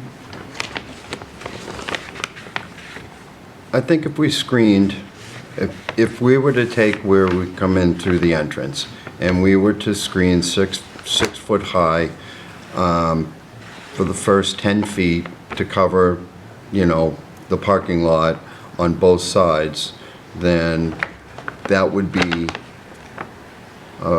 meeting in the middle, because then if they're going to have a false window and Well, they might- architectural renderings, then that takes care of the top of the building. Well, would So we they- don't have to worry about the lower end. Are they looking, is it your preference to do a higher screening or to do the front of the building? I take pride in our property, so my intentions were to have it really nicely landscaped, the building be a feature with, you know, the spotted landscaping maintained. You know, we were taking pride in the building, so Right, we were yeah. anticipating seeing kind of both. Yep. So seeing the gable end through the landscaping with a really nice fence out front, a defined entrance. You know, from doing quite a few of these buildings, we found if you too heavily plant around the entrance, it kind of creates some issues with people pulling in and out. So if we keep the plantings back and maybe to block Yeah. off some of the drive, you know, but we didn't want to block the entire front of the gable end. We prefer to do spotted plantings there, maybe a feature on the building. I mean, we're gonna take pride in the place, we want it to look nice, and we want to see all of it rather than just a hedgerow. Okay. Right? No, I get it. But again, the screening is important to me because we're allowing the parking and we're supposed to screen it to begin with, but now we're putting it right up front. So I think it's important that we screen it, that we meet the intent of the bylaw. What other benefit is there to the town if we don't do it?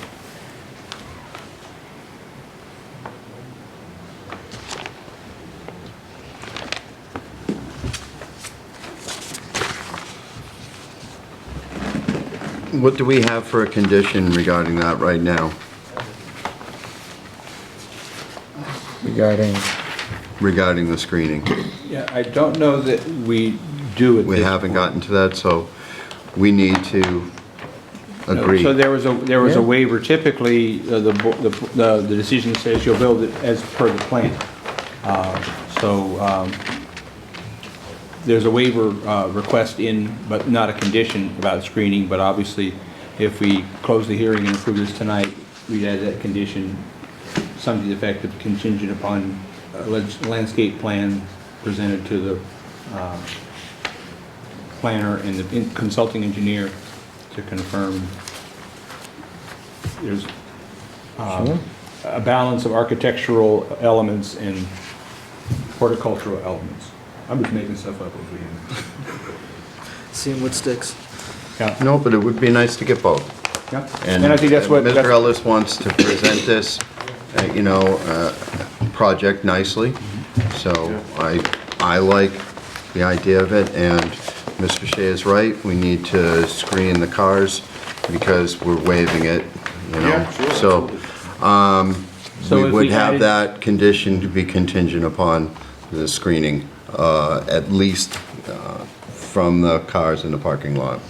So if we added the architectural elements on the building, whether it be a gable or a false window, as one condition, and then screening-wise, we're talking about that area essentially to the right and the left of the entranceway where the cars are at. Sure. So we're gonna screen a bit heavier by the pylon sign and on the other side in front of the parking spaces. Add those architectural elements to the building and perhaps some other, specimen plants along that front up to the border of Mr. Katowski's property. We need to come a little ways up the south side anyways, and decide what we're doing with the north side.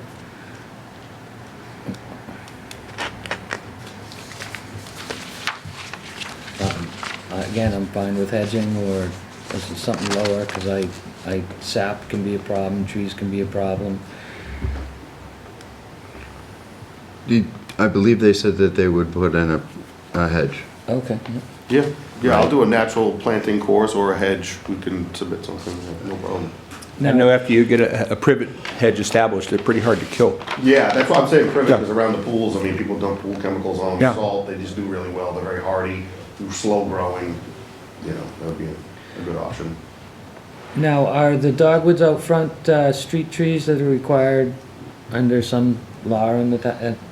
I know we do require them in some places. Is this a part of a requirement?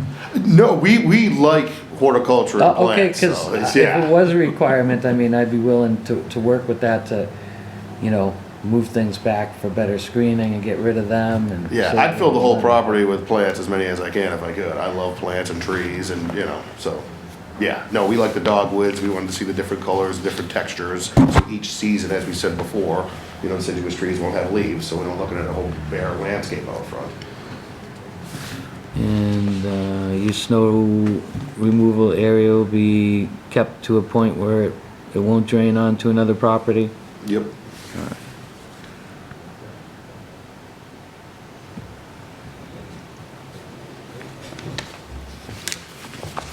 All right then, Mr. Planner, do we need to read the conditions before we take this to a vote? Well, we need to establish on the plans what we're approving for landscaping. So if we add a condition that says a landscape plan will be presented that composed of X number of these in this location, and X number of those in that location, and then the architectural embellishments, then I think we're fairly well set. Well, if we put in a condition that we require the approval of the planning board with the landscaping plan before anything can move forward, I can work with that. Yeah, and it may be one of those conditions that prior to the issuance of a certificate of occupancy, the applicant will present a landscaping plan to the planning board prior to that being issued. Well, I would think that we would have to approve any landscaping plan before any building permit could be given out. I mean, Mr. Glines mentioned earlier, you know, what we feel is appropriate and what the applicant feels is appropriate might be two entirely different things. We should be sure of what's going on and what's going to happen. I'm fine with approving this conditioned on the approval of a landscaping plan, and that means this is all set. A lot of the weight is taken off of the applicant's shoulders, and they can come back in 2 weeks and we can hash out the remainder of it. So a privet hedge, 35 feet in length, immediately behind the aluminum fence. That's what we're talking about, trying to screen that area. I don't know how far 35 feet is. Well, a parking space is 18 feet deep, that car's 18 feet deep. I'm backing it out, so I'm saying that's about 36 feet from right here where my cursor's at. So where are you looking about putting the privet hedge? Right here, behind the proposed directions Oh, sign. I would have put them in front where you already have it proposed, right? Yeah, we Yeah. were gonna do it along the entire, I'm just pointing things on the plan. okay, yeah. So you put them on the front, on the street side of the fence. And, yeah, and I would, and honestly, as far as the north side goes, I would run it up to the existing privacy fence, and then you can, as far as I'm concerned, as long as it's a landscape buffer, it can be natural grass, it can, as long, you know, after that privacy fence, going down, it can be whatever you want. Sure. And again, and I would put it roughly the same side on the south side is come up roughly 3 or 4 parking spaces, so that it's not visible from the street on that side. And then the rest can be just whatever you want for landscaping. I would like to see it beefed up along both sides, because again, who knows, but to some degree, there's a certain level of permanency to this town that moves about as slow as molasses in regards to updating and changing, so I'm not overly concerned that, who's to your south side here? That's the Country Vet and Fiesta Chara. Oh, yeah, so, yeah, right. Yeah, so I would only come up a couple spaces because I know that building, that you won't be able to see the parking lot if you just come up, looks 30 or 40 feet there. So- Yeah, there's about an 8-foot berm with a spotted white pine, so our intentions were to fill in and then do something below Oh, it's got that. an 8-foot, yeah, so Yeah. 8-foot berm with just natural landscaping is fine for Yeah, that side, that's,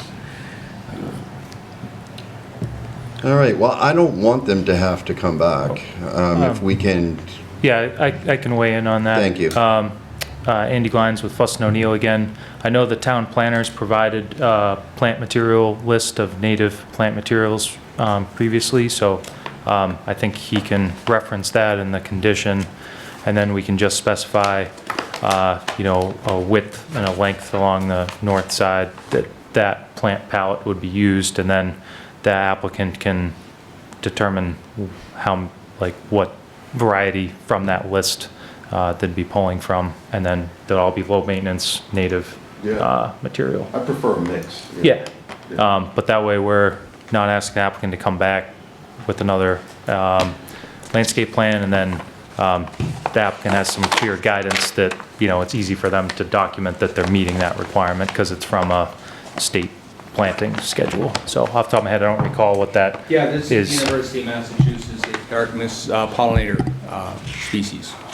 Something we've been using since I got here to create local indigenous plants that both beautify and have some other value in supporting birds pollinators. Yeah. And birds, by the way, do poop. So they're not tar, but they do poop. So if you got a pollinator species, I don't know what butterfly poop looks like, but there could be butterfly poop as well. well, if one of the conditions is that the parking must be screened from the public roadways, I can work with that, but it's gotta be screened, so it's gotta be a minimum of 6-foot evergreens across the front area there. Yeah, we'll And come up then- with something yeah. that suffices for. all right then. This is a public hearing. If there's anybody that's going to come forward to speak. You guys want to Step aside, please. have a seat in the audience? We got some folks coming up to chat with us. Thanks.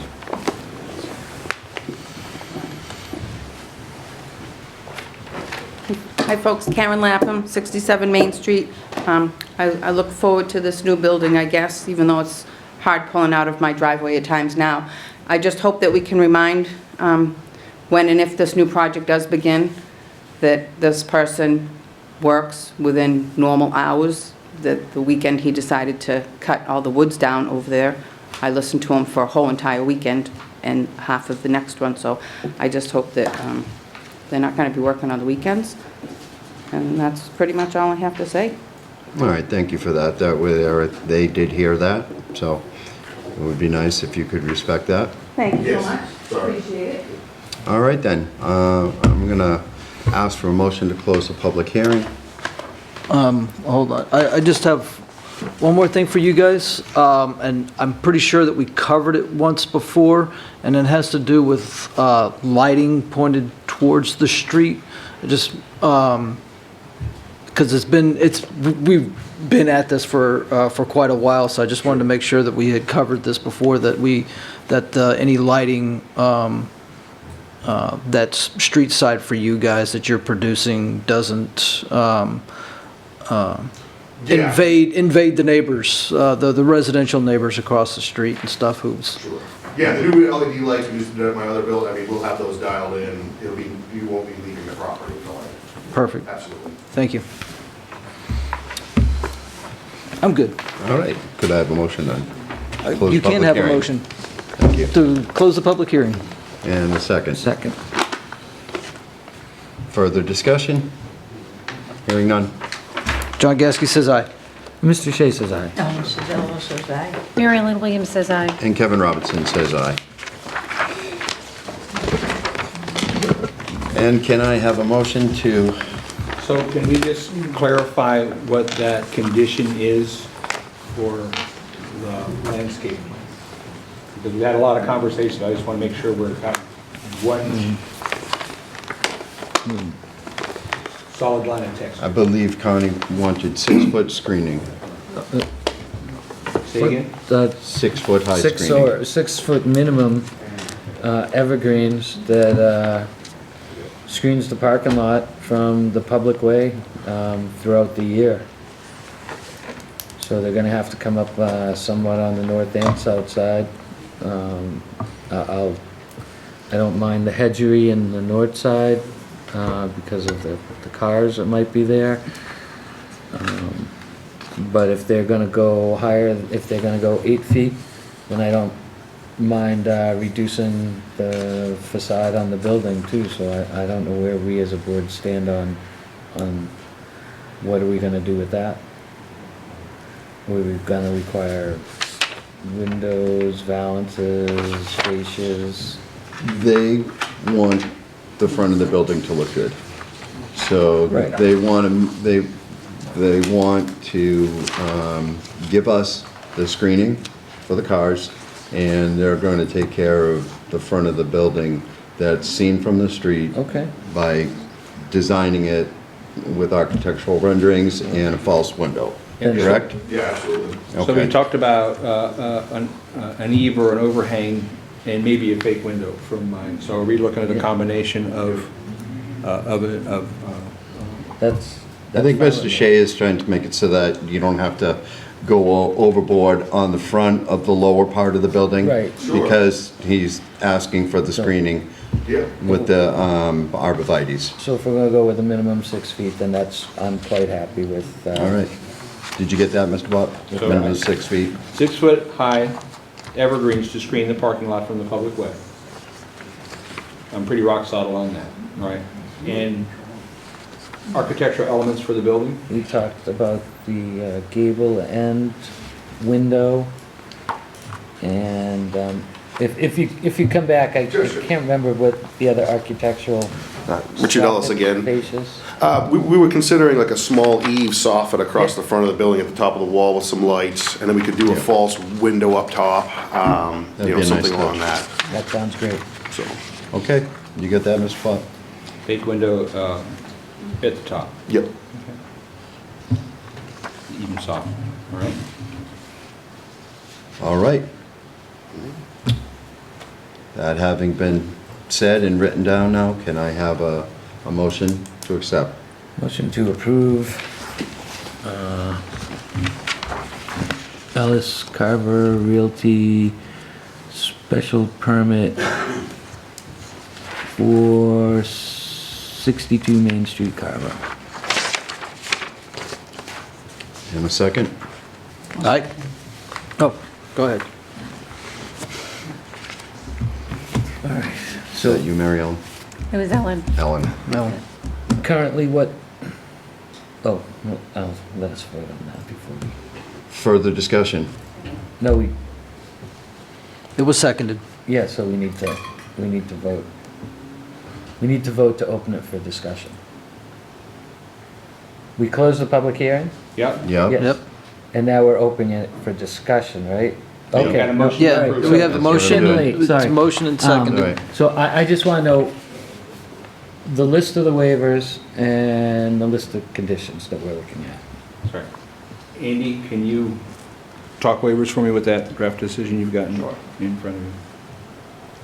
So I basically pasted every waiver that's been proposed in the draft decision. So Andy's going to start whacking for me. Andy Glines with Fuss and O'Neill again. We have a waiver for section 290-3, 1.3A2. Waiver is requested to provide snow storage within the landscape buffer. Approval of this waiver is recommended since a 10-foot wide landscape buffer is being provided and the snow storage area is located outside of the 100-foot wetland buffer. Waiver for section 293, 1.6G. Waiver is requested for the requirement of the building front to contain no less than 15% window covering on the facade surface facing the public way. Currently, 6% of the facade surface is covered. It is difficult for gable ends of tradesmen buildings to meet this requirement. We recommend, and then I guess town planner's writing up that a eave along the wall to break up the gable end, and a false window on the gable end will be provided. Waiver for section 233, 2.3B.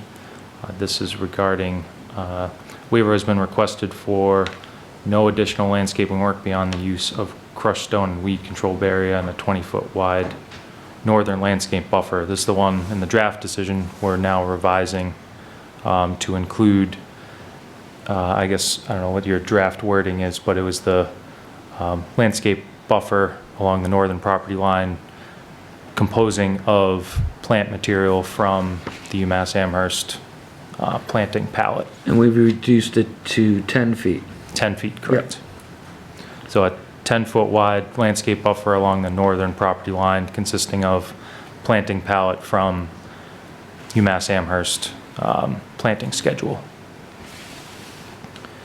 And section 293, 2.4, this was a waiver requested from the 20-foot landscape buffer. And I guess that's where we need to revise it to include the evergreen to screen the parking. So I don't know if we... So a waiver's been requested for the 20-foot landscape buffer. The applicant to provide a 10-foot landscape buffer within the evergreen trees along the northern property line, and that is a screening of, that's the 6-foot height of evergreen. No, that's on the street side. Yeah. I'm not gonna put any risk on damage to property on the other side based on their type of business.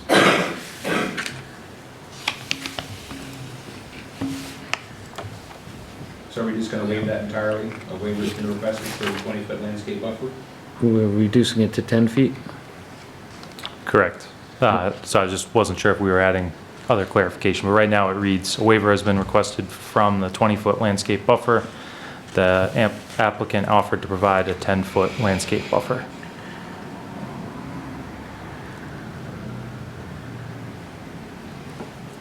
Right. Part of So, I guess the onus on that is to make sure that the parking is screened. Yes, we reiterate that, and 10-foot buffer to screen parking area. Through the use of evergreens in year-round. Lastly, for waivers is the section 233, 3.41. A waiver has been requested for a parking space in front of the principal building. The applicant is proposing 4 spaces in front area. Based on the wording of the bylaw, Busnonio recommends including this as a waiver and recommends approval of the waiver.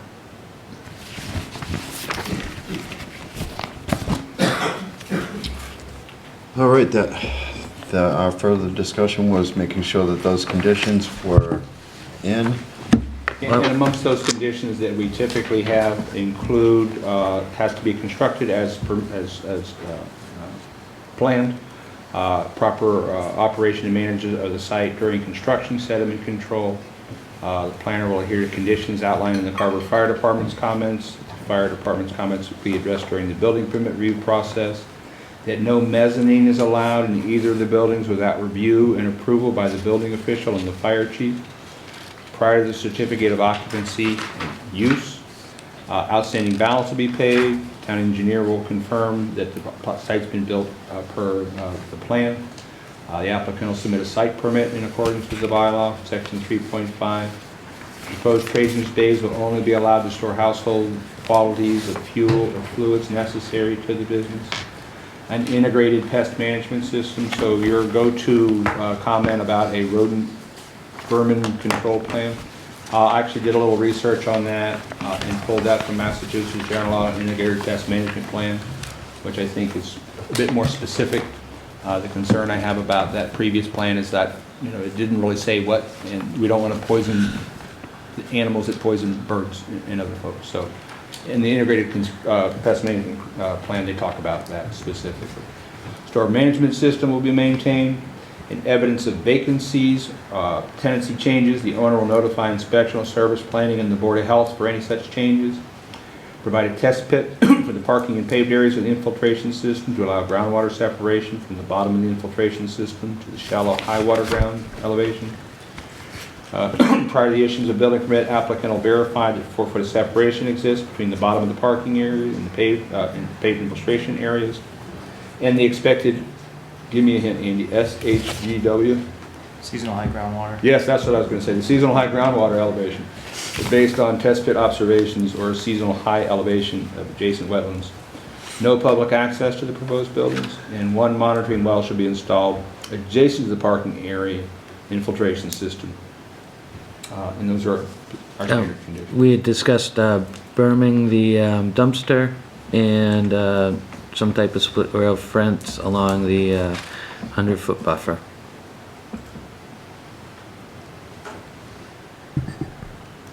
Burn dumpster. Andy with Fussin O'Neill again, the applicant has added the split rail fence to the plan, so that was part of our Okay. last review. And then I'm just double checking the dumpster.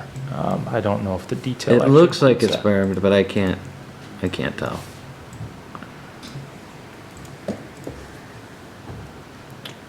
I would, it is, it's just not on the, it's detailed, or it's not on the detail, but it is on the plan. So again, it is in the plan Okay. set in the permit documents. There's no outdoor storage of materials?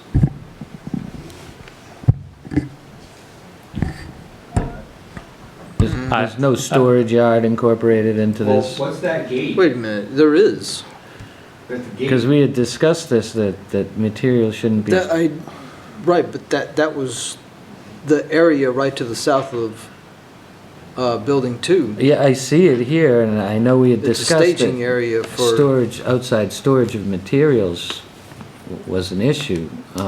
Is this just like a loading, unloading, transfer? It was more like a locked pen to secure vehicles and cars and work trucks and whatnot as our intention. So that's more parking in there? Well, if your equipment, if you have any businesses that need outside equipment, so it's not left out to Okay. be stolen. If you All have, right. you know, a lift That's- for an That's electrician. fair, I can deal with that, I just don't wanna see piles of piping or wood Oh, yeah, nothing of the or sort, yeah. cinder blocks. And typically, we ask that the building inspector approve the trades, approve what's going in there as a trade. Yep. And hours of operation, It would probably be 8 to 5. I think, That's how we operate our I other think that's a buildings, little so. limited, I think, yeah. Well, I mean, it's the contractors for the most part, 8 to 5 if they, coming and going. I mean, you 7 may to have some guys 7? work late. 7 to 7 probably would be more Okay. realistic. And what about your hours on Monday? Limited, Yes. such as? Well, like, it's 8 to 5 is how we're running. In the winter, we're more like That's 3 fine. to 6, Yep. So it's like 6 hours a day, 3 hours a day. We're anticipating like plumbers and electricians that need a place just to keep some stuff, and they're there in the morning and they're in the afternoon. To get away from their wife on a Sunday. sometimes. Exactly, Yes. yeah, it may become their Um, Sunday hangout. What about construction hours? You're not gonna do no construction on Sundays? That was my gung-ho cousin, so we do apologize for that. And That's okay. Are you gonna do it on Saturdays, or you gonna limit it? Our company, he's a commercial builder, so he doesn't work weekends. Okay, So it'll perfect. be Monday through Great. Friday. Great. So construction Monday through Friday? Yeah, construction Monday through Friday. And what are those hours for construction Monday through Friday? Realistically, it would probably be 7 to 7 to stay safe, but 7 to 5 would probably be realistic. Okay. 7 to 7, and hours of operation of the actual businesses were 8 to 5? 8 to 5, we'd say if they have someone answering the phone, but we're not really, there's no retail businesses in there, so it's more storage. I would stick it to 7 to 7 Monday through Friday. 7 to 7 as well, And then like okay. an 8 to 5 on the weekends if you wanna limit it to that. To limit that, okay. But you gotta give them a chance if they're gonna to actually be there and make use of the facility, so Sure. don't limit them too much. Yeah, sure. So maybe we should just do 7 to 7, 7 days a week, I guess. Well, I'd That's limit it on, acceptable. I'd certainly limit it on Saturday nights and Sundays Sundays, to cut it back, yeah, Yeah. okay. to, what do you think? I'm- 8 to 5, 8 8 to 4? to 5 would probably be reasonable, you Yep. know? Okay. Yeah, that sounds good That's to me. fine. Yeah, 8 to 5. Because I know 7 to 7, Monday through Friday, 8 to 5 weekends. tradesmen use a lot of saws and welders and grinders. Yeah, so, we're hoping they're not doing that there, and this is storage, but. All right? And no automotive repair will be allowed here without, that's part of our bylaw, so.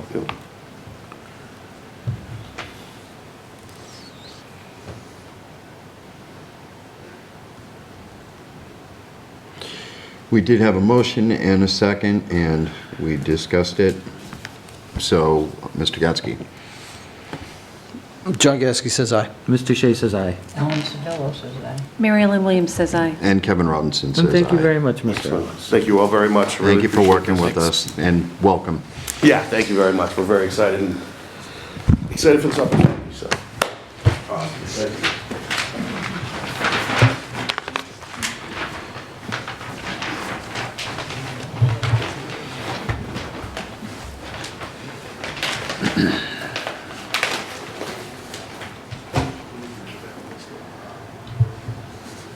Route 44 Development LLC is requesting a continuance to April. Oh, man? Extension. Extension. No, we got the extension as well. No, But, they're requesting a continuance But to an April meeting. But an excellent segue is our April meeting schedule. It's actually in the planner's notes. So when we get to April, we have April town meeting. Our regular meeting date is April 8th, is town meeting. So we know we're gonna be busy there. Does the board want to look at another date for April, such as a week later on April 15th, as well as our regular meeting schedule? What's the date of the town meeting? Town meeting is April 8th. Mr. Planner, isn't that possibly a holiday? April 15th. There's a Monday holiday in I April. usually take that day off to do my taxes. It's not really a holiday. No, there's usually a holiday in April. The 18th of April in 75, hardly a man is now alive to remember the famous day in here. Patriots Day. You got a lot I think Patriots Day is, It's a long time. Yeah. Or is it the following weekend? it's either the 18th or the So, 21st. well, I would say at this point, why don't we just assume that we're likely going to have an April 22nd meeting, and if we have to schedule something earlier than that, because we get an A&R or something like that, we'll just notify the board. So between town meeting and the holiday, which is usually on a Monday, not on a Tuesday. It's Monday the 21st. Yeah. That's an excellent day. Tony's birthday. That'd be Mr. Chairman's birthday. How old is it? How long, Mr. Chairman? Yes, excellent birthday. I'm April 8th, so. There we go. What was the extension on this requested to? The extension letter they gave us, I think, was for another 30 days. That brings us to what, the end of May?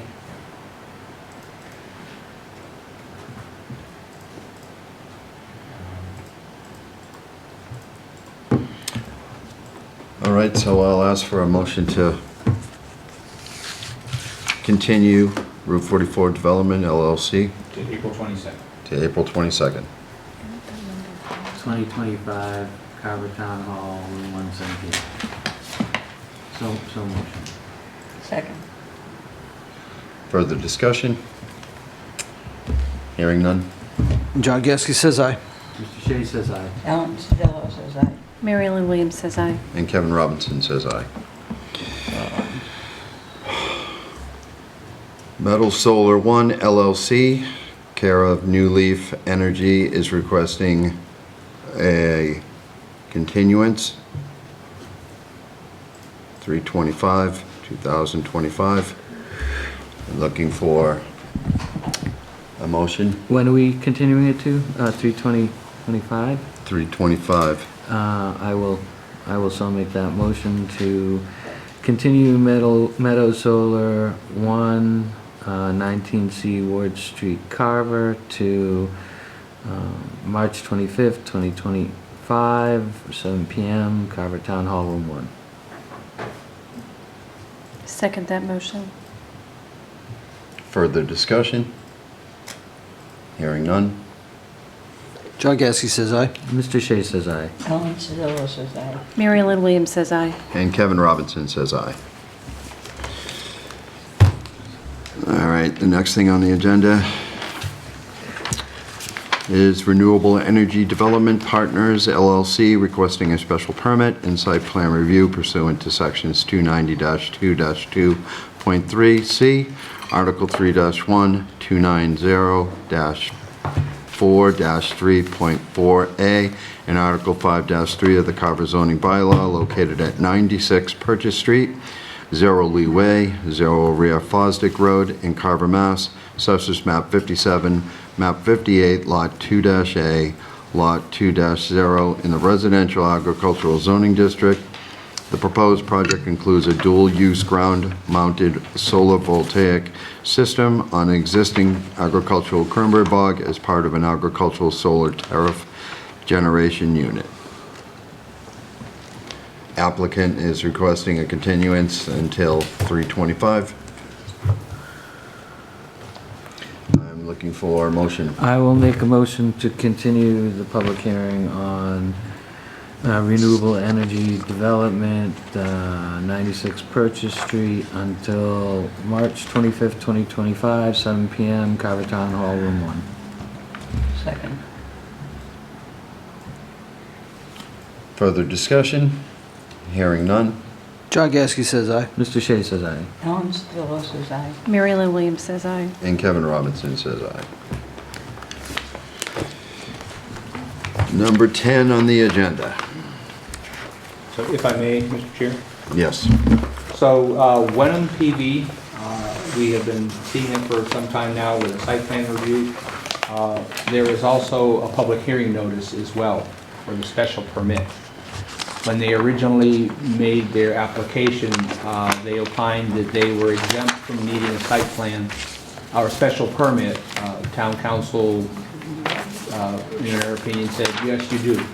So while we have been talking about Wenham PV under site plan, we're also opening the hearing tonight for the special permit. But frankly, there's not much new information about the special permit because we've been talking about this thing for a couple months. Yep. So we're going to have two hearings kind of running concurrently with the special permit and the site plan.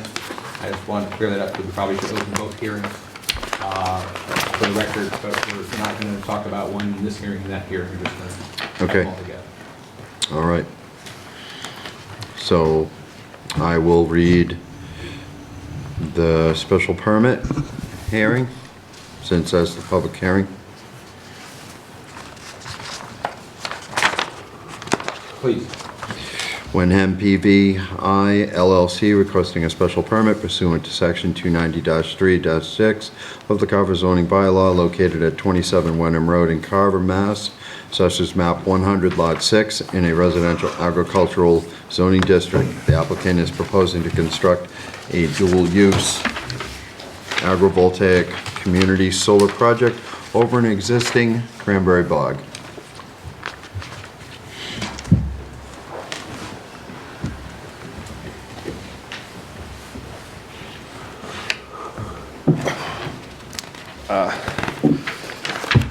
Good evening, everyone. So the only new piece of information that Kyle, could you introduce yourself, please? Oh, correct, sorry. Yeah, I'm Kyle Murphy, here representing Wenham PVI LLC. Yeah, and I guess, Thomas, would you mind if I took the screen over? No, not at all. Okay, fabulous. It's a benefit to being here a couple of times using your time. Yeah, I'm starting to get the hang of it. Good enough.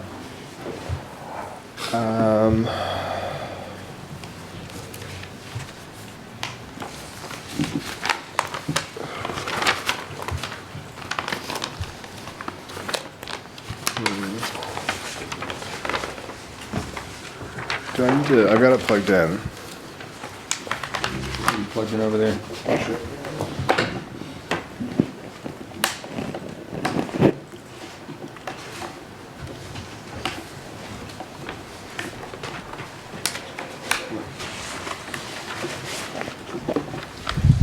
The select board had a meeting here, so I didn't get a chance to crawl under the desk before the meeting today. So plug that into your laptop.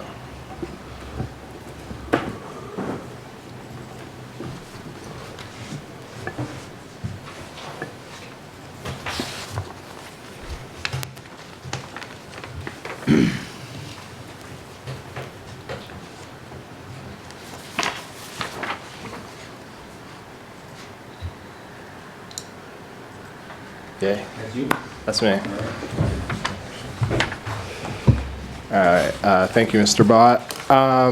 So I was here 2 weeks ago to explain to you all just some minor updates that we had made in response to various comments from the various authorities in town here. And the only additional thing that I have to share is an updated electrical diagram that we put together after working with the cranberry growers that we've been partnering with on this project. They have some safety concerns about harvesting the bog while it's flooded with potentially energized wires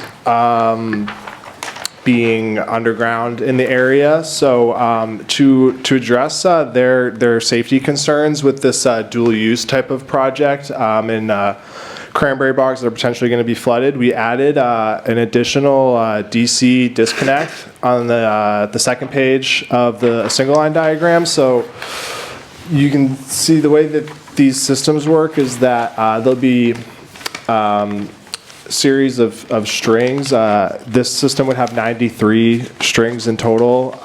So it would start, like each string, it's relatively low voltage. The wires are very small. So we proposed adding an additional disconnect on every string so that we can cut the power very as close as possible to the source to keep the voltage to a minimum and enhance the safety for the cranberry growers during the harvest. And this is something that we shared with our cranberry growers before presenting it to you guys, just to make sure that it addresses the concerns that they had.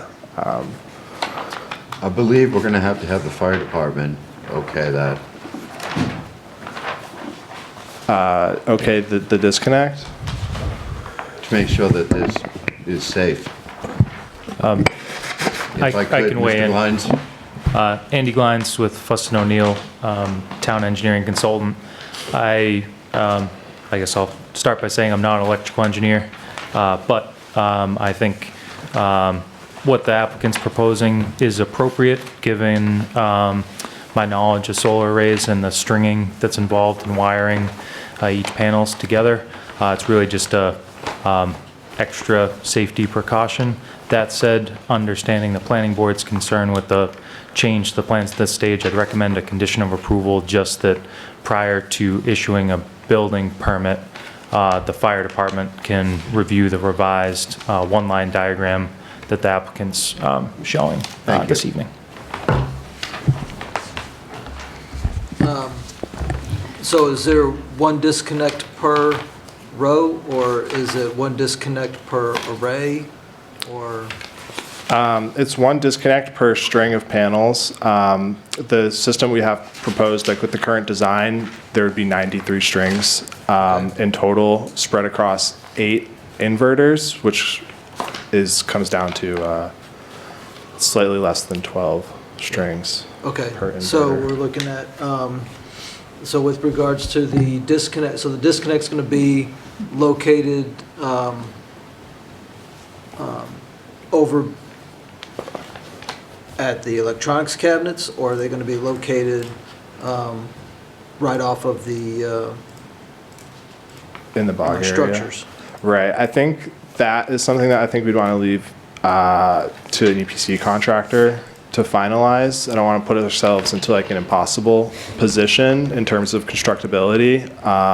But so in terms of where exactly, whether it's in the bog area or on the equipment pad, Right. I think is something that we would want to leave as a condition of approval to be determined by the EPC contractor and the building department. I think would be like the ideal scenario.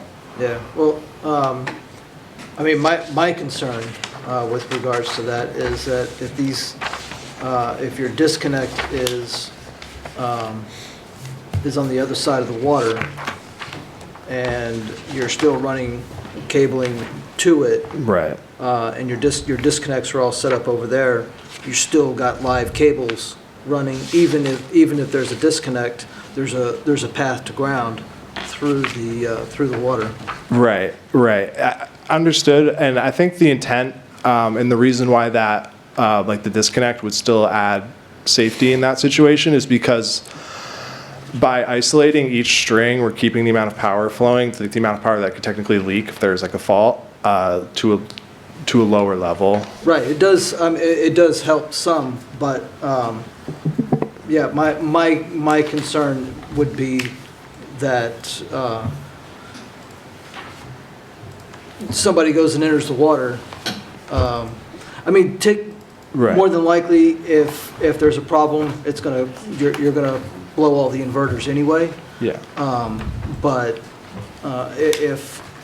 if you're looking to use it as a safety measure to shut things down while people are working, then it would be more beneficial to make sure that those disconnects are mounted on In the the arrays block themselves, area. so that there's no chance of a live connection going through the water while people are in it. Right. No, that makes sense. I can weigh in on that as well. Andy Glines with Fuss and O'Neill again. Just to clarify, there is a separate, well, actually there's multiple other disconnects for the entire solar array. There's the utility-owned disconnect out prior to the interconnection location with basically the right-of-way and the utility distribution system there. There's also a customer-owned utility disconnect switch that will disconnect the entire solar array from the grid. That's a basically customer or the applicant-owned switch. And then on top of that, the applicant's proposing adding more disconnect switches for to basically even shut down smaller portions of the solar array. And I understand the applicant not being able to answer specifically that because it's the electrical engineer, even after these permitting documents, still has more design that needs to be done before submitting for the building and the electrical permits to finalize how many panels are connected, and it's part of the equipment selection with the inverters on how that decision's made. But I guess I still think this can be something that the planning board can approve with a condition of approval that the final electrical design is reviewed and approved by the building department and the fire department at that stage. Kyle, I have a question. Who is going to be responsible for disconnecting this when someone goes out to pick the box? Is it the cranberry grower or someone from? I think ideally it'd be a licensed electrician. Legally, I know there are certain requirements that certain things can only be done by licensed electricians. Yeah. I'm not familiar with the codes enough to speak as to what kind of credentials the person would need to operate these switches that we are proposing.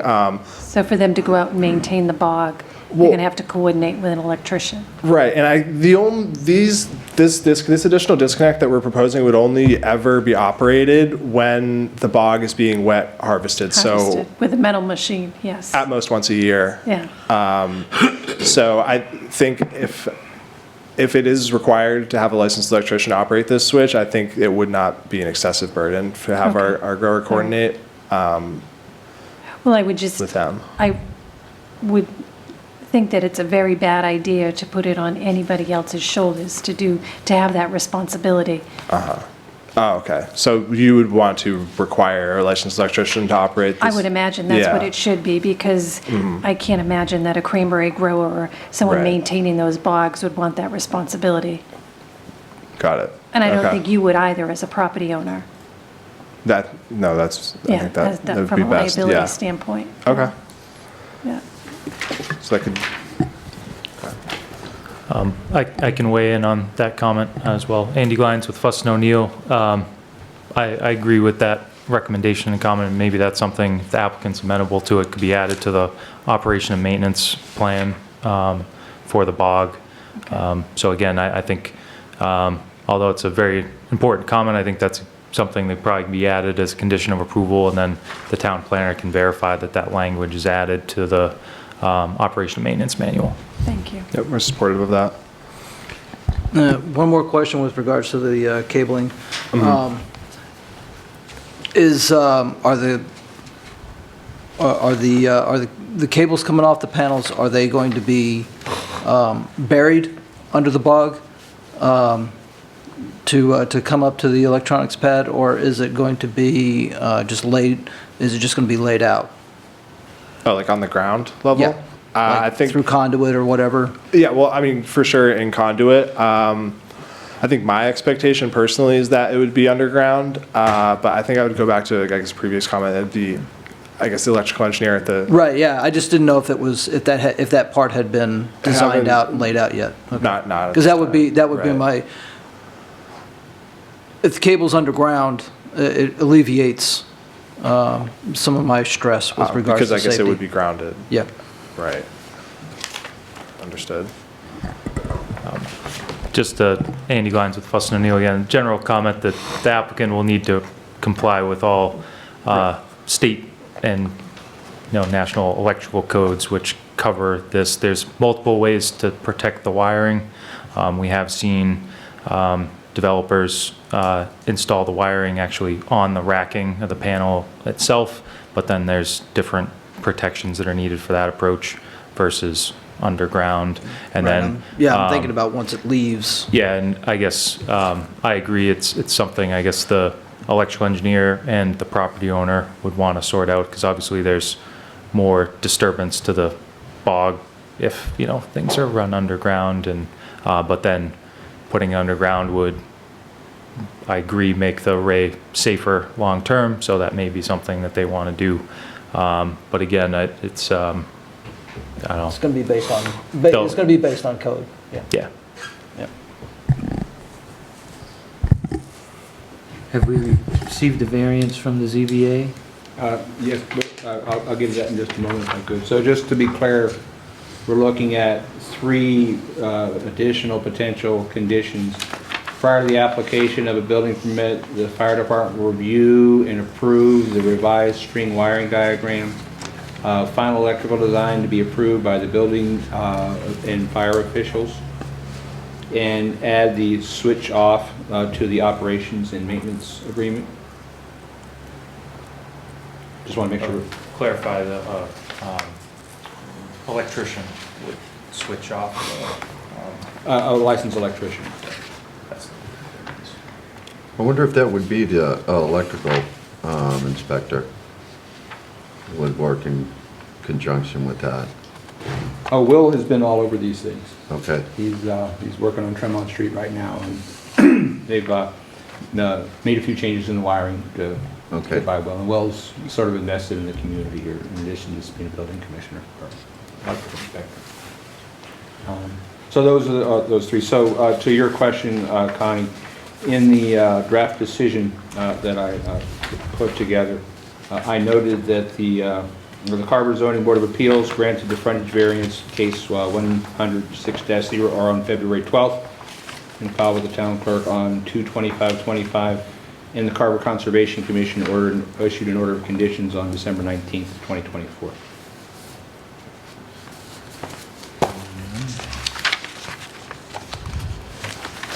So are we treating this as a public hearing? It is.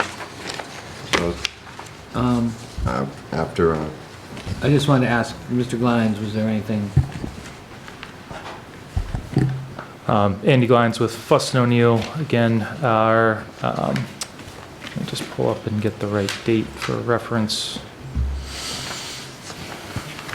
Our review memo dated February 24th.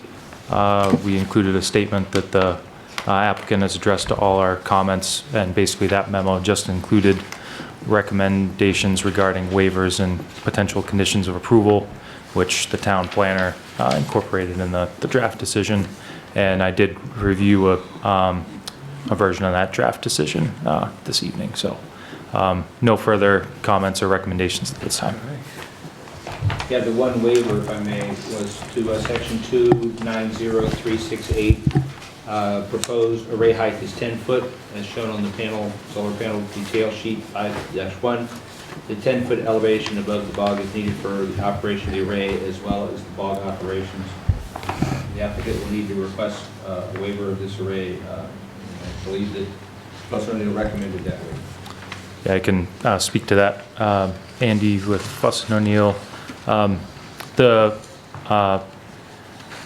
way the town section is written is that there's a 8-foot limit, so the applicant does need a waiver. But I agree with the dual use, the solar array, 10-foot height is appropriate. And then also, based on experience, want to make sure that there is a set height in the decision so that if anything changes, there's a clear height limit that would require the applicant to come back and need a minor modification. And also to consider in this waiver request the actual nature of installing panels in a bog, with the finished grade of the bog being a lower elevation than the surrounding topography, most likely the access roads around the bog. The relative height of the panels will be, very similar, close to the 8-foot height, given the surrounding topography as you're observing or looking at the array.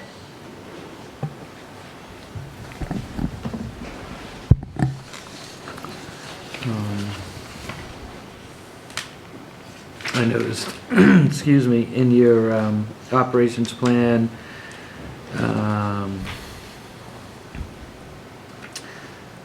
image of the broken equipment will be replaced within 90 days. A wash pad will be utilized during the construction to wash off the vehicles. An asphalt apron will be installed and maintained where the access road meets Wenham Street. I think all snow removal should take place out of the 65-foot buffer zone, which takes the first couple hundred feet of the west side of that road out, because I don't want to see rocks and stone and dirt being dumped into the wetlands down there. So, if I may. Yeah. So actually, Jesse Boyle, the Assistant Deputy Chief, and I talked about this, in that there isn't, in their opinion, a snow removal requirement necessary for the bog roads. Yeah, I don't believe there is, Yeah. but should it need to be done, should you need to get in there for any reason and you need to plow your way in, it can't be into the wetlands on the westerly side of the road. It has to be out of that area. Because if that gets plowed and plowed, it's just gonna be dirt and rocks and the filling in of the wetlands, and that happens, that's right there on the wetlands. So any snow removal would have to be outside that, which kind of limits it to your easterly side of the road on your property.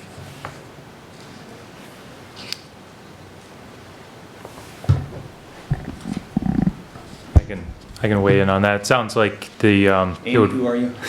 Andy with Fuss and O'Neill.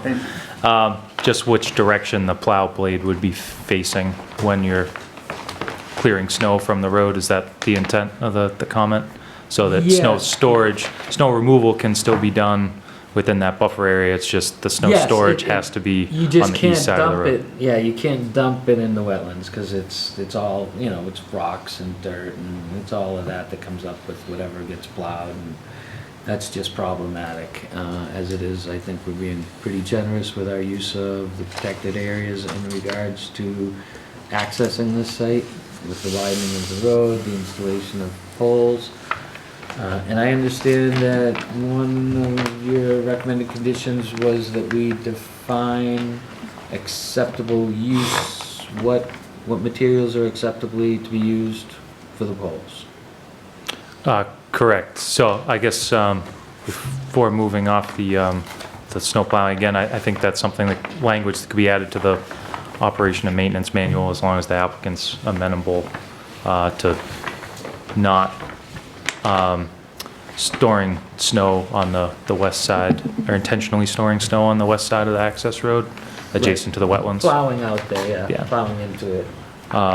And then, we did include a recommendation for a condition of approval, reiterating the pole material that's used. Right now, the The applicant is proposing steel, and although the applicant needs to build to the approved plans, again, by experience, I just want to reiterate that as a condition so that when it's being reviewed for building permit, there's no risk that the material may change during that review stage. So it's really just extra precaution that that material doesn't change during the rest of the design and permitting process. You have faced that problem before. Yeah, I would like to Yeah, even I know was who's gonna- gonna go out there and. Yeah, I do just the polls. want to make sure if anybody's done a pH check on the dirt out there. All right, so add to the operation and maintenance plan to note that to not plow or store snow on the west side of the road. Is that what you said, Amy? Within the 65-foot, Right. easy. Thanks. That's, yeah, but that's pretty much the entirety of the west side. But yes, there are some small areas. Yeah, I was looking. All right, this is a public hearing. If there's anybody in the public come forward, has any more concerns? Karen Lapham, I just want to give you guys something. If you could give it to Mr. Bott to disseminate, thank you. Thanks. Pass one down. Here, hand them to me, I'll pass them down. I just see one here, because it's really kind of a bog deal.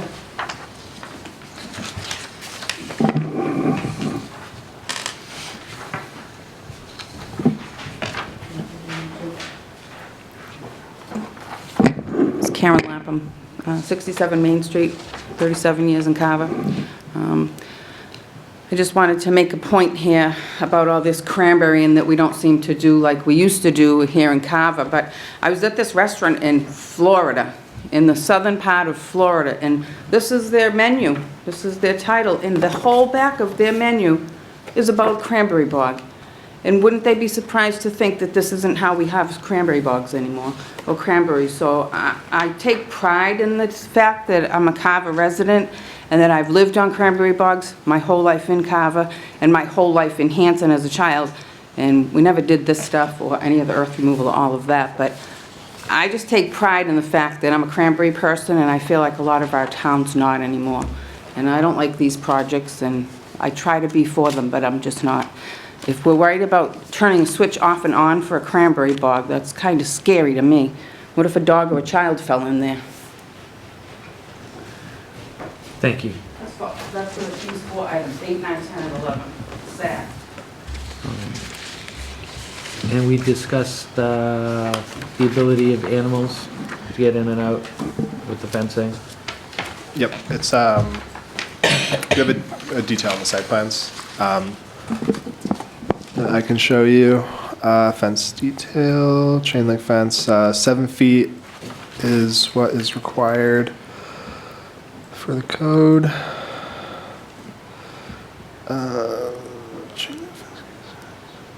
Oh, 6-inch gap for critter crossing, there it is. Okay, I almost excellent. missed it. And we moved the gate back to accommodate fire trucks. 40 feet. Excellent. All right, I'd like to ask for a motion to close the public hearing. So moved. Can I have a second? I'll second that. Further discussion? Hearing none. John Gasky says aye. Mr. Shea says aye. Ellen Stillo says aye. Mary Ellen Williams says aye. Kevin Robinson says aye. All right, if I may, Mr. Chair, so I put together a draft decision with the list of conditions, previously, including a couple we added tonight. I'll be happy to go through them. They look amazingly like a lot of the other conditions that we have. Essentially, 1 through 6 are almost identical on every condition.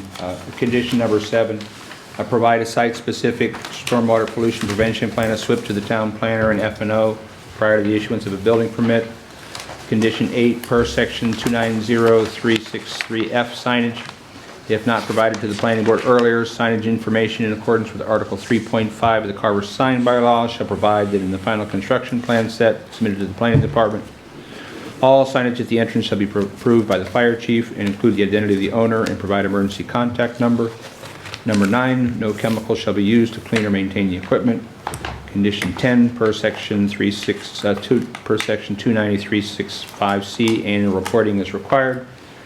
11, section 29366, financial surety is required and the amount determined by the planning board be provided to the town prior to applying for a building permit. Condition 12, per section 29371, battery energy storage system, a minor modification from the planning board will be required if battery storage is added to this solar array.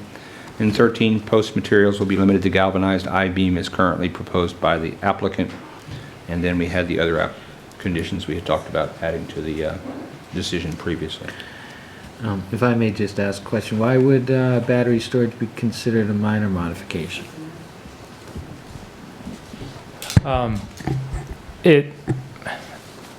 Including that condition again is just to mitigate the risk that there's any confusion that the applicant would have to come back if battery storage was added.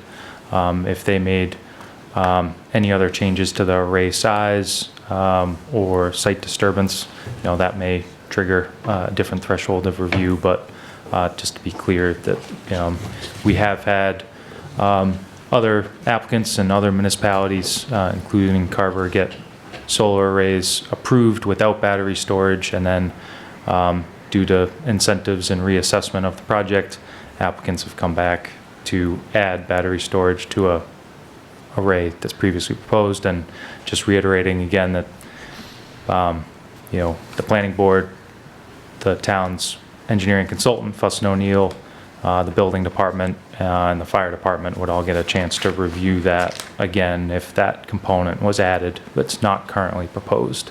I don't know if the applicant wants to speak to. I just wanted to know how it was defined as a minor modification rather than just a modification. I guess yeah. Please. My language was just that it wouldn't necessarily have to come back as a new site plan review. So it could be a modification to the original decision letter. Yeah. If Mr. Bott wants to weigh in. So in the zoning bylaw, it talks about minor modifications. In order to constitute a minor site plan, the proposed work must be limited to A, construction that does not exceed a gross total floor area of 2,000 square feet, B, construction that will not generate the need for more than 10 parking spaces, and/or the modification to the site which in the planning board's determination does not material or adversely affect conditions governed by site plan review standards set forth in the section below. Excellent. Didn't Attorney Questle weigh in on that? That minor modification is really something more administrative? That anything else, especially having to do with construction and adding on something like that would be considered a I modification? thought she said change of ownership and change of contact information would be considered, but. Right, administrative stuff. But if we define it, we define it. Yeah, And that's- Yeah. All right. That might be something we should look into as a board. Mr. Planner, this is a special permit. Mr. Maynard is voting on this? Well, I don't, do we have anybody who's ineligible to vote on it because of an absence or a conflict? I think we've had everybody here for all the meetings that. No. One of you two was missing for one of those meetings. You were missing December 17th meeting. I don't know if we discussed at that meeting, and then. So let us see here. I missed one of the ones in December, yeah. So, I don't know the who. planning board opened the hearing on October 8th and continued to December 12th with a site walk scheduled for October 29th. The hearing was continued until December 10th and again until January 14th, 2025 without discussion. Continued to February 25th and to March 11th. So the times we've talked about this have been October 8th, November 12th, December 10th, February 25th. Because I distinctly remember that I was surprised the testimony was given with the member missing, so. The 25th, was that the last meeting? February. And I believe Mr. Maynard was out the Yes. week That before doesn't mean- Christmas on the 17th. That would mean that two people were. Right. But we weren't talking about it on December Was, 17th. No, I know. was testimony was given on the 25th? Continue to February 25. Just a continuance. It was continued, there was no testimony. No, actually, I think Kyle gave us the update on what had changed with the ZBA at that point. I was here on the 25th. Yeah. Yeah, we were All right, downstairs. so that's two people I was were not. absent that day. Right, so you weren't there and you weren't there the 25th. Correct. Okay, so that's the four of you. Mhm. Maynard, give me a hint, Robinson, Verdell, and Shea. And you're gonna have to read him in. And it is a special permit, so a 4/5 majority is required. All right. I am going to, how do I do this The chair has properly for designated- Mr. We were all Maynard? here. The He was chair the only has one designated missing. the associate member to I wasn't vote here 2 weeks ago. due to an absence. I mean, the last one. One other No question. no testimony was given last meeting, was it? What is testimony? It was continued I last presented meeting some without stuff. testimony, correct? I think on the 25th, Kyle said quite briefly, we went to the ZBA and we got the Okay. Conservation Commission. That was the All right. extent of the So- discussion. Mr. Maynard, I would expect needs to be designated. Absolutely. Absolutely. I will designate Mr. Maynard as associate member to vote on this. I will accept that designation. Date of application for the special permit was 12/16/24, so yep. All right then. Mr. Maynard votes aye. Mr. Shea votes aye. Ellen Sedillo votes aye. And Kevin Robinson votes aye. All righty, so both of the decisions we voted tonight are gonna take a little while to clean up, so when I got something for you guys to look at and sign, I'll give you a holler. All right. Given the time, do any members need to use the bathroom? Yes. I would like to take a 5-minute recess for that. Thanks, everybody. Thank you. You don't need me for the last two. Perfect. All right. To get to our 12th item on the agenda, Mr. Jeff Peterson is requesting a special permit pursuant to Article 5-3 of the Carver zoning bylaw. God bless you. God bless Thank you. you. Located at 239 Tremont Street in Carver, Mass., Assessors Map 8, Lot 1-0-R in the Village Zoning District. The proposed project includes renovating an existing kitchen and offer takeout. If you would like to come forward, let us know what's going on. Get a plug in. Jeff Peterson. Proposing a pizza sub shop at Dave's Convenience Store, corner of Sampson Pond at 239 Tremont Street. It'll be open during business operations of 7:30 a.m. to 7:30 p.m. Offering coffee, donuts, breakfast sandwiches in the morning, subs and pizzas from 11 o'clock on. And that's just about it, takeout only. Yeah, that's what I'm proposing to do. Okay. Planners, do we have any questions for him? Have we heard back from fire department and the building inspector? Because those are, if they,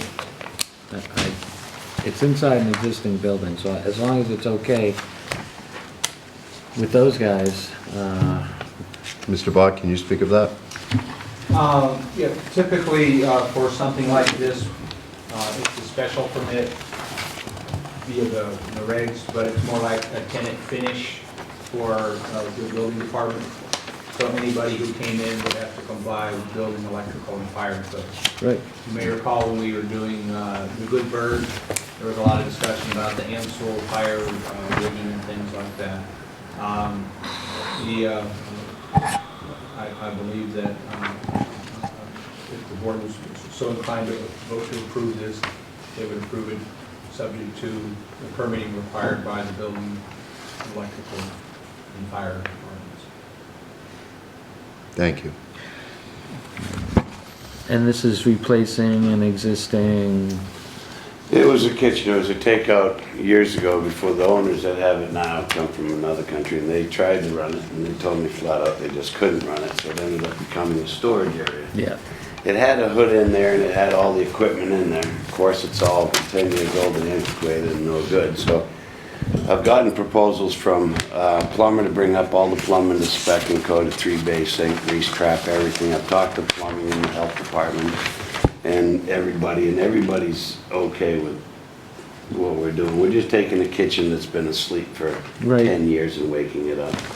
And the only thing difference that I'll be doing that they did before is I'll be making the 10-inch pizza.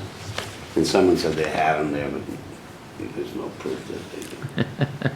What style of pizza? You'll we do talking? good Thin during crust, camping thick crust? season. I hope so. There's enough campsites around. Yeah, you're going to do great. I think it's Pub great, style. you'll do well.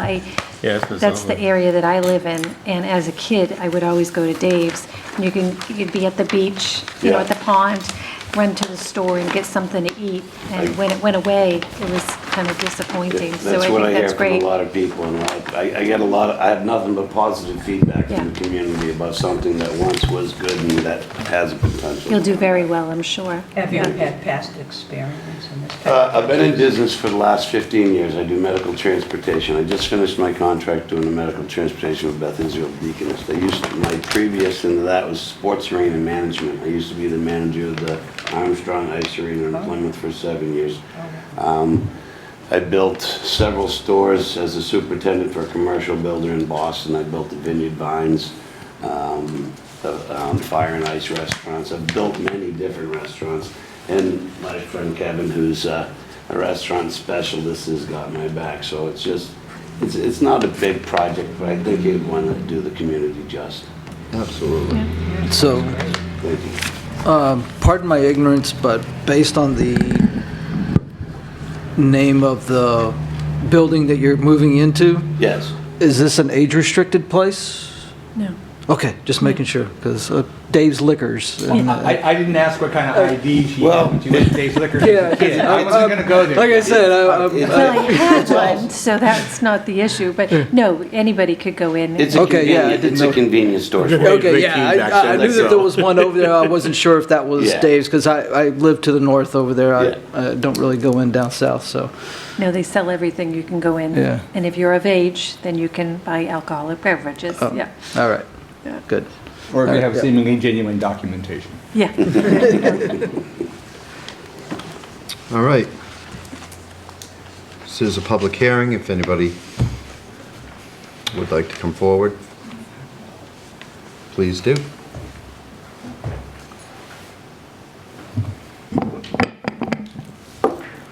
Thank you. Small story. If you could, please introduce yourself. Oh, I'm sorry. My name is Melissa Lindstrom. I live at 241 Tremont Street next to Dave's, who used to be Dave that wasn't Dave. It And was Dave, yeah. when they had the food being served in there, the traffic situation was horrible. It's bad over there anyway. There's a bunch of accidents. The last 6 of them, 5 of them ended up in my yard, damaging my property, because they come around that corner doing 50, 60, don't care, says 25. I'm the only person that does 25 over there, and they all hate me. You're not. And the other thing is exactly what you said. The kids in the summer come up that street and go to Dave's, and they go to the pond. And they're medium-sized kids with littler kids, there are all kinds of kids, and towels and floats and no sidewalk. The cars coming around that corner, it makes me sick every time. I don't like to walk next door because I have to go out in the street a little bit because of the way they come around the corner. And I think it's just going to make a danger to the children. And the other thing is that the people that are there are lovely now, but they don't understand cleanliness. That is a real problem. I can't tell you how many nip bottles I rake up out of my lawn every year that people can't wait to get home. They just drink them and throw them and drink them and throw them. I mean, such is life, and I've put up with it for a really long time, but I think if we bring food back in there, it's going to be on that side of me, what it is 2 doors down on the other side of me, animals that are just defecating everywhere, rats, vermin, everywhere. I can't wait till there's food stuff and the bears start coming. We saw a bear right there on Tremont Street coming home at 7 o'clock one night from Duxbury, my girlfriend and I. And beautiful bear. Oh my God. I wouldn't want to see it in my backyard. I've seen coyotes in my backyard, lots of them. And possums and raccoons and other things that eat up garbage. And I think just adding more garbage is going to make the traffic worse. It's going to be more dangerous for the kids. And it's going to probably increase the chance of disease with the animals all running around eating stuff. They're everywhere. Moles. They're like mice that get in your house. And I just think it's, you know, it's a nice idea to have a sandwich shop. The parking only holds about 12 people. And then that's when the mail truck isn't there, which is very long. And it's hard to get in and out. 2 Christmases ago, more or less, a guy just decided not to put on his brakes and cross the street and knocked a power line.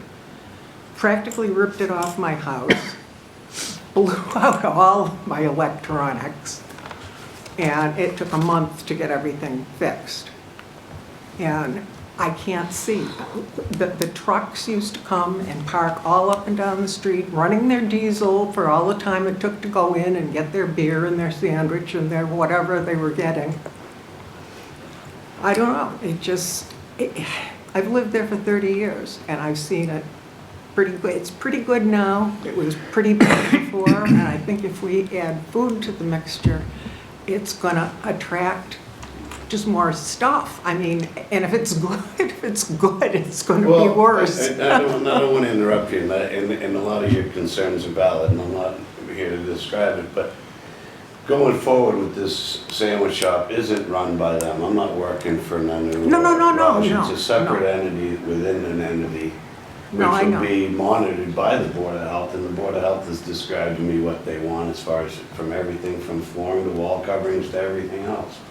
As far as animals go, animals are everywhere. I've been in Carver for the last 30 years. If I go out at night after midnight, I'm going to see every animal down in Carver on High Street. It's just the way it is. I can't control the speed limit through Tremont Street. No, I'm not saying you are. It's the busiest and only back way from Plymouth to Wareham. And What I'm saying Pond and the is 3 parks that go along there, the kids have a right to go get a sandwich or a soda, or frozen icy.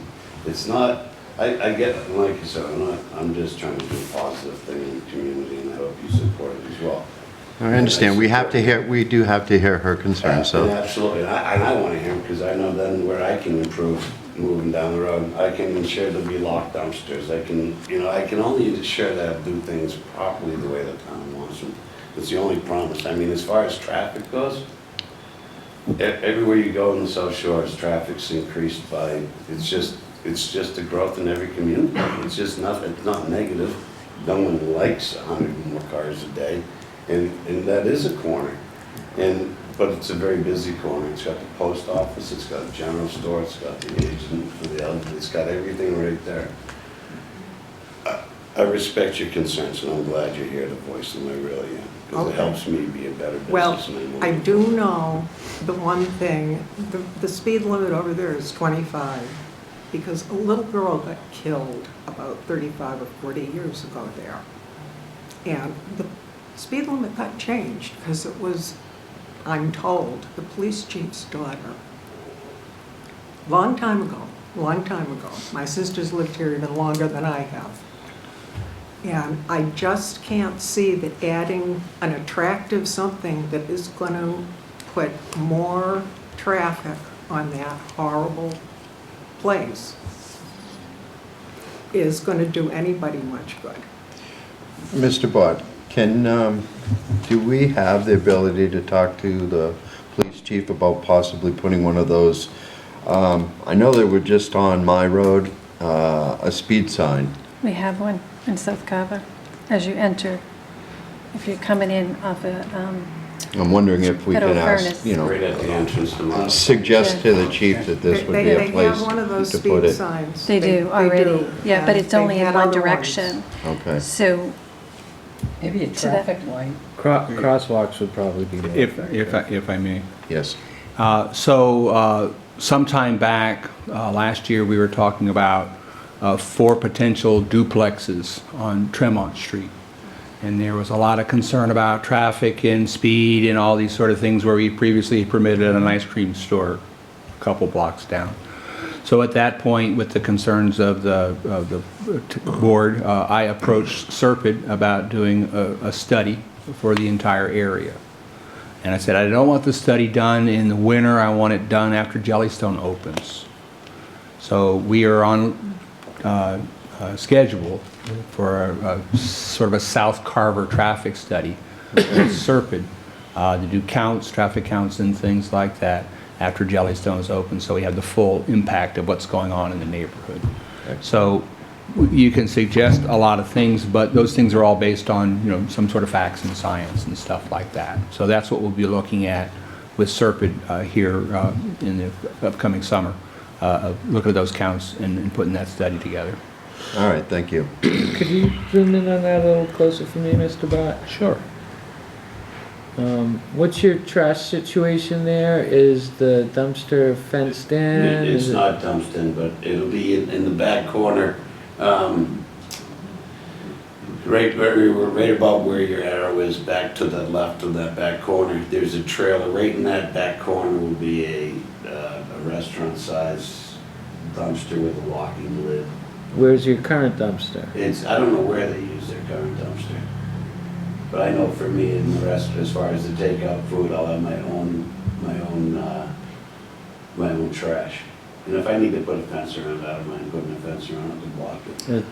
But what's there right now where the dumpster's going is an old dilapidated truck box, which is part of what I want to do is clean up the whole corner. Really just, like she said, they're not any distance cleaners, and I'm not here to say they are, but it's an opportunity to clean up the corner and make it a better part of the community.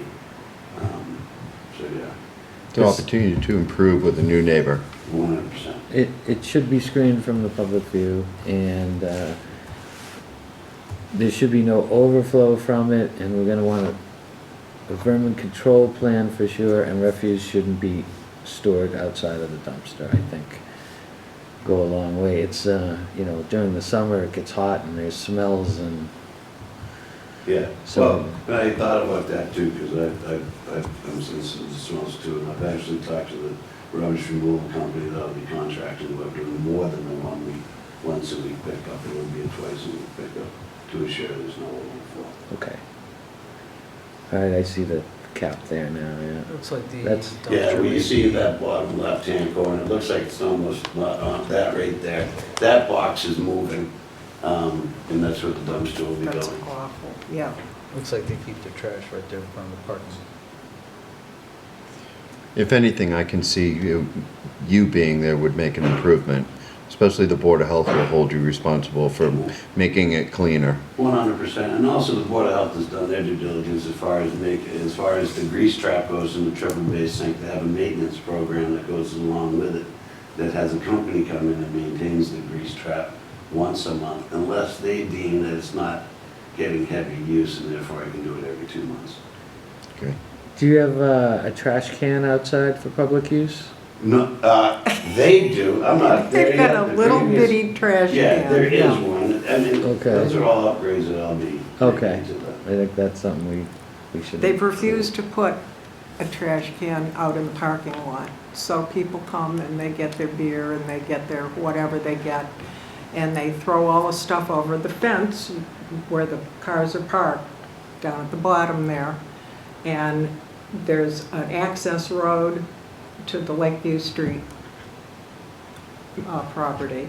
And that's basically the parking, because there's tenants upstairs in that building. There's the post lady, and there are 2 employees, and usually a couple of hangers-on in the store, in the building, rather. So there's 4 or 5 cars that are permanently a fixture there, and the rest of the people have to park there, or they have to park on the street. And they do. And The they park sidewalk. across driveways. The sidewalk that does come from Sampson's Pond around the corner to that store is the widest sidewalk, I think, in the town of Carver. It's gotta be almost a 7-foot wide sidewalk. It comes right off the crosswalk coming from Sampson's Pond, covering the whole width of the front of the store. You can see how wide the, if you see. Yeah, they park Yeah. all along Well, right there. Yeah, yes, they do. Let's try that Well, again. I've seen them. I've sat and done studies, the traffic studies too, just to see if there's a viable amount of traffic, just to put a facility there. And there is a lot of traffic there. It's a busy street. But it's just, My main concern is the kids. It's almost summer. Last summer was hideously hot. This summer is probably going to be the same way. And those kids come a lot without a babysitter or a parent, and they trail across the street. I mean, it makes me crazy. now, do you think they do that with me there or not? They're gonna do it anyway. Oh, yeah. No, I know. So it's not whether or not But I'll be trying more traffic is going to come there. And the better you are, the more traffic is going to come.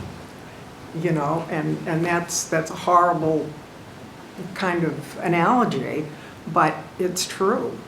We've already got the post office and the store is very, very busy most of the time. And in the summer, it's crazy busy because they all come from the It is a forest. busy spot. Yep. Okay. And I don't know if there's any other pizza shop in South Carver.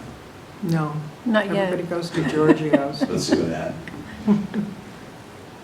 But there isn't very much in South Carver. The other thing is, you people mentioned it before with somebody else today, is that my house is a historic house. And that store is a historic building also.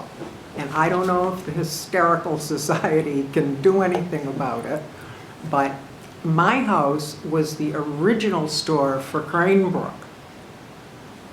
And it was built in 1763. I mean, Which property is yours on the aerial? Can you zoom out a little bit? It's It's the to the big. bottom. Oh, I'm sorry. Down below, that one. yeah, Okay. see Okay. that light brown? That's what I thought, but I wasn't That's- sure, yeah. So that's you in the box? And there's a fence. Yep. That people drive right through and almost hit my house one night. As far as the space that was there before, according to the Board of Health and everyone I've talked to, they've maintained their food permit licenses there. They never let them lapse. So it's consistently been a food establishment, just opted not to be used. So I'm not looking to, I'm looking to bring it up to code and make it exactly what you'd want it to be. But as far as I know, they've been paying the permits on it for the last 10 years. Okay, thank you both. Thank you.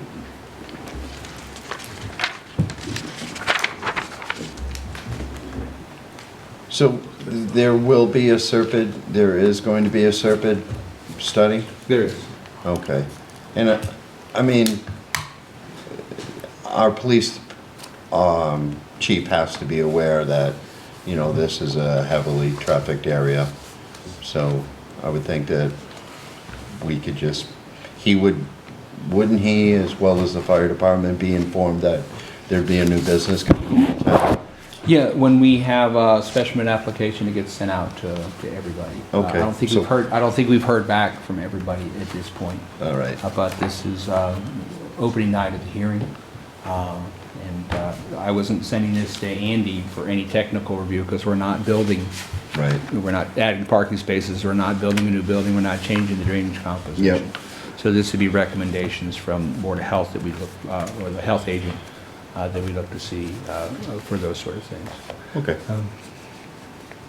And I will say this, oftentimes perception and reality aren't the same thing when people go, God, there's so many accidents. And I know if your car winds up in your street, there are accidents, but to what extent are they, they classify accidents based upon amount of property damage, the type of accident it is. A lot of times, accidents that happen in places like this are people running into somebody from the rear because they think, oh, it's clear to go. You think it's clear to go, but the person in front of you decides it isn't. So when we look at those incidents of traffic, and there'll be things they're looking at in the study as well. But at this point, that opening of the hearing, and we can continue it for a couple of weeks and hear back from potential recommendations from largely the Board of Health, because I don't think there's really any site changes you're going to make to this site because there's 100% of the site's used. Did you guys get the plans that I submitted to the town, the blueprints of the, I had an architect, the same architect that did Ackerson's. Yep, they're on the screen. Same architect that did Ackerson's is doing the build-out plans for this. That's R3. That's Right Heights? Yes, yeah, Robert Wright. And then all of this guys, the same plan, the street, doesn't always work. It's all the same people that did the work at Harrison's down the street. They pretty much hired there. They did such a great job with that. All right. We have to close the public hearing. So are we closing the public hearing or continuing it to get any input from health, police, fire, and anything like that? Yeah. All right. We will continue it until the 3/25 is our next meeting. Good. All right. I'll make a motion to continue Jeff Peterson's request for a special permit located at 239 Tremont Street until March 25th, 2025, 7 p.m. Carver Town Hall, Room 1. Further discussion? Hearing none. John Gasky says aye. Mr. Shea says aye. Ellen Sedillo says aye. Mary Ellen Williams says aye. And Kevin Robinson says aye. Thank you very much. Welcome.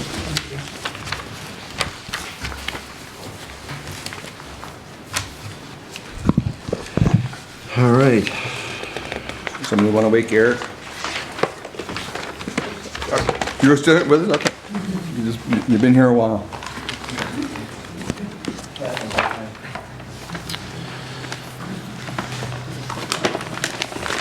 All right, this is to hear Eric Perkins of EJP Trust requesting a site plan review pursuant to Article 3-1 of the Carver zoning bylaw located at 78 North Main Street in Carver, Mass. Assessors map 18 lot 12-5 in a general business zoning district. The applicant is proposing to build an addition to an existing commercial structure. The addition will accommodate the needs of a growing business, Norwood Printing, Graphics, and Marketing. No new employees are being added. Pavement markings will be added to the existing parking lot as well. Welcome. Hello, my name is Rob Carlazon. I'm from Grady Consulting. This is the site plan for 78 North Main Street. Just as you described, we applied for site plan review for the proposed addition to an existing commercial building, rather, not a dwelling. So just a little about the property. It's located on the west side of North Main Street, or Route 58, kind of up in North Carver. There's an existing commercial building on the site. In the building is currently a motor vehicle repair shop and a print shop. There's a wetland that kind of runs along the back of the property. There's also an existing parking lot shaded in gray on the site plan. So the plan is to place the proposed addition off the front of the existing commercial building. The addition, the total square footage that we're proposing is 1,344 square feet. The addition is going to be solely used for the print shop, which is, it's currently in the building, but it's looking to expand. Currently, for the motor vehicle repair shop, there's 6 bays. We're reducing the amount of bays down to 4. And the print shop is going to expand into 2 of those bays and then use the proposed addition.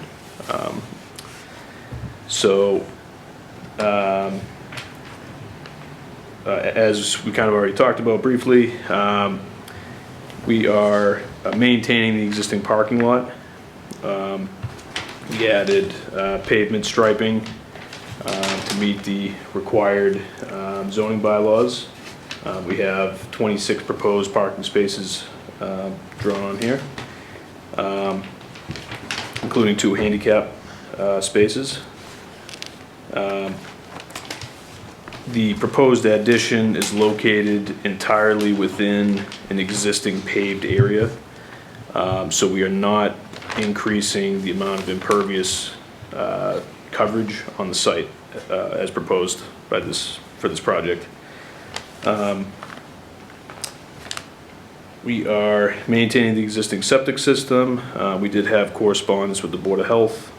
We are, I don't know if there was an official letter that we got, but we do have email correspondence going back and forth. And the health agent was good with maintaining the system. We're not increasing the number of employees for the site.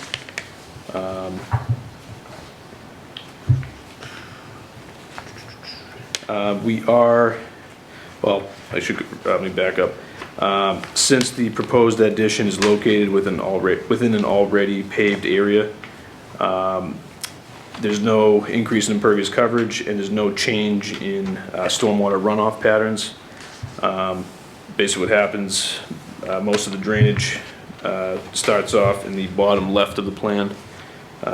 It sort of drains back towards the wetlands and a gradual sheet flow. We did go to Conservation Commission last week and 2 weeks before that. We do have approval from Conservation, so they approved this plan. We are asking for one waiver, which is the requirement for proposed planting, landscaping, and screening. It's a commercial site, obviously, but to the south, the property to the south, there are existing pine arborvitae type trees that are already there. I think they were put in as part of the site plan on that site within the last few years. So there is kind of an already natural screening along the south. To the north, I'm not sure even how to describe that parcel. It's kind of a vacant lot. It seems like there's vehicles that are stored there, but there's really no building or any sort of people that live there or work there. We also have very little space along the north side in between the existing chain link fence and the property line. It's a very thin strip. And then as far as along the road, there's an existing grass strip. There are 2 signs there already. We'd like to maintain a grass strip in that front area just to maximize safety and sight distance for vehicles coming in and out of the property. We just feel that it's mainly a safety concern for that, and there's very little space, to actually put large plantings in that grass strip. But other than that, that's kind of the gist of the project. Are you adding parking spaces? So currently, the parking lot, there are some spaces, but there are enough, I guess that the lines on the parking lot right now don't, I guess they don't mark out enough spaces in the parking area. Yeah, it looks like that right now. This is a near map. This is a photo from September 11th, 2024. My birthday, by the way, so thank you. Oh. And there's 2 signs out front, so you have a permit or a variance for the second sign? Yes. Eric Perkins, owner of 78 North Main Street and owner of Norwood Printing. Yes, I did get a permit for both signs. All right. That can be provided to the board then? Yep. Excellent. I can combine them to one sign too. And there's currently no way to tell how many parking spaces there are there, correct? I marked out when I bought the building. Yeah, so we could park. I saw it marked on it, but yeah. Yeah. And you mentioned there were plantings on the north side? So between, on the bottom half of the screen, between Mike's Corvette and Crossroads Building. Okay, yeah. There are Yeah. large bushes there. Where McCarthy's Towing has his property and there's nothing there anymore. You know, there's just a chain link fence that goes across that property. Oh, they cleaned it out? Oh, yeah. They had to. They had to. Yeah, they should have done it. It was gross.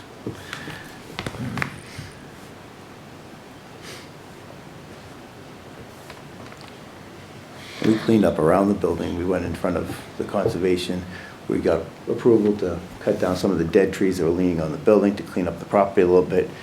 And, you know, so we could step towards these processes to, you know, move.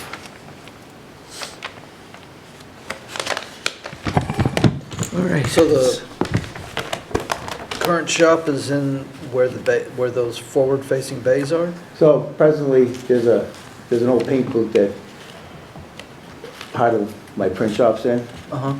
My facility is actually in Carver. I'm in Norwood.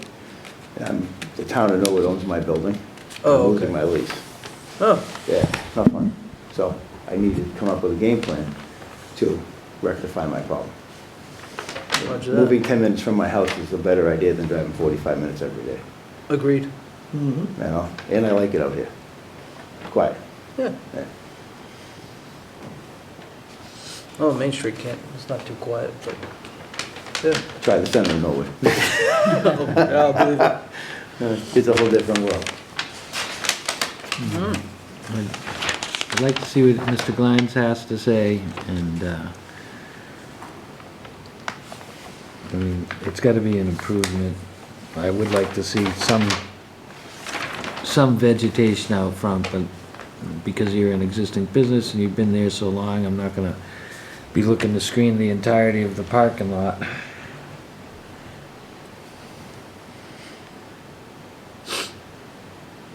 I mean, there are 2 hostas under the sign and 2 little bushes.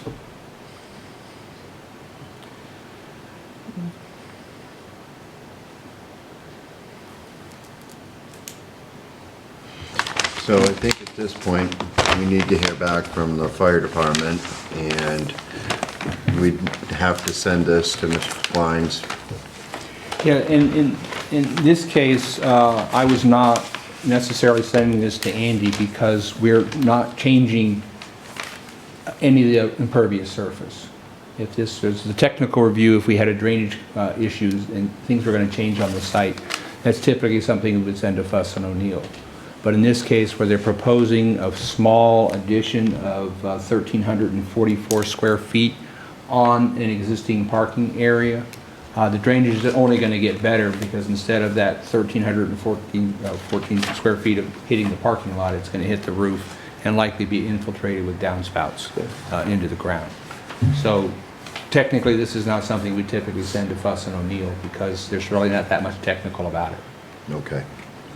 Now, are you gonna create create parking spaces, you know, go in there and line We're it? gonna update the lines, because we don't presently have, the Grady's put lines going down the side of the building. We probably didn't put any lines there. That was, you know, where the employees park their cars, so on and so forth. So we'll actually put pinstripes going there, which will add between 4 to 5 parking spots in front of that dumpster. Do you expect it to be that busy?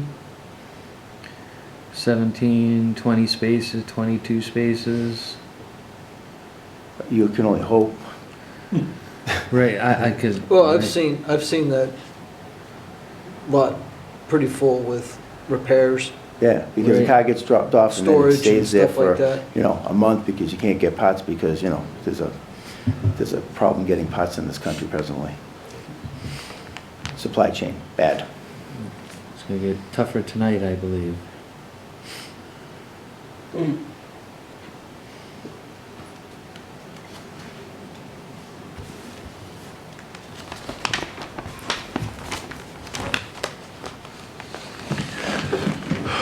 Continuing it, or?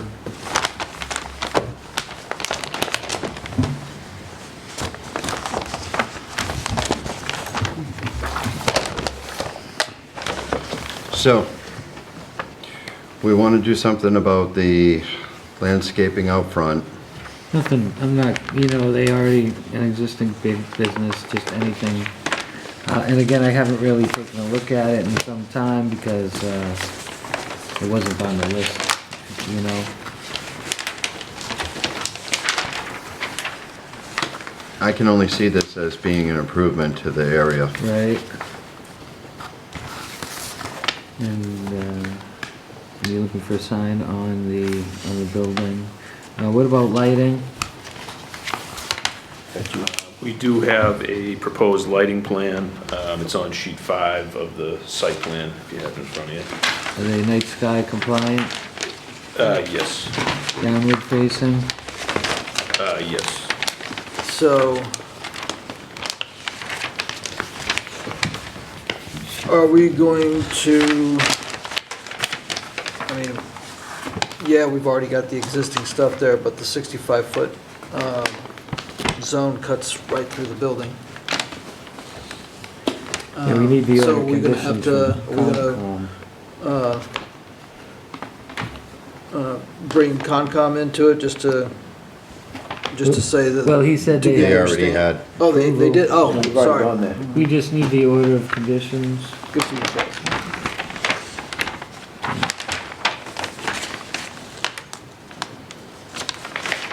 You're right, We we're just need trying to to make hear the back from- building look better and, you know, add another business to the area.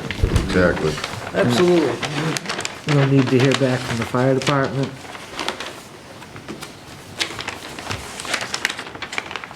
But that's all, We will need to hear back from the fire department to make sure that they can access this. and that's,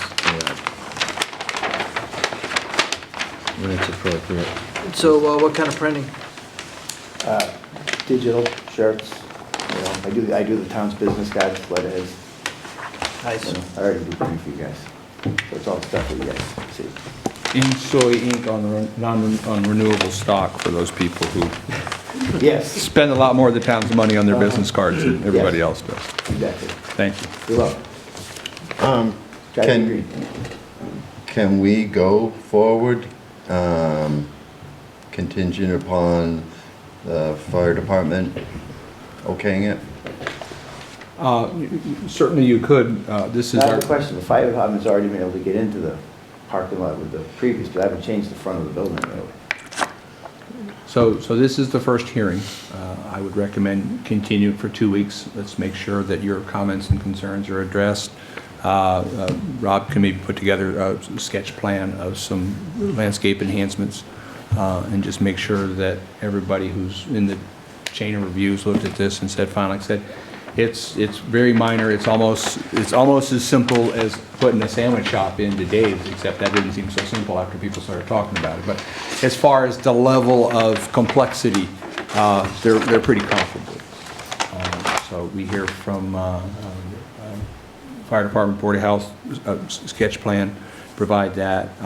Maybe you actually hire somebody to actually paint stripes. Oh, well, I'm gonna hire somebody to paint stripes. I mean- I'm not doing it this time. I mean, looking at the, looking at the pavement from the air, I don't know if you want to do is like a top coat on the parking lot as Yeah, well. we're just gonna to- have to wait to see what the construction does. Yeah. So we have to patch and then seal the whole parking lot.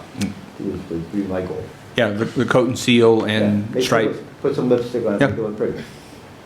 And you might take down the 6 spaces to 5 spaces to make it a little easier for both the fire department and the people getting in and out.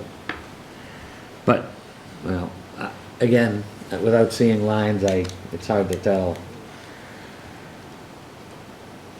But to your question, you're making an addition, so the fire department has That's fine. to be able to, they have to take into consideration the addition and then be able to get in for your safety. Yep. You know, I to hope it's keep. like they say, too. Exactly. So I think our best bet would be to have them get back to us. Okay. You know? Yeah, that's the other thing, is how big is that gonna make that building? What's the total? Are you talking about like total square footage? Yeah. Of the building?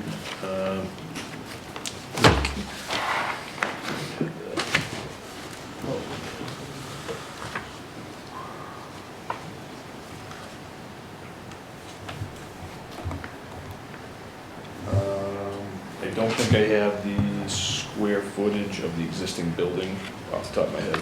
I'm gonna say about 5,500 square feet. All right. Yeah, I wasn't sure exactly how big that thing was.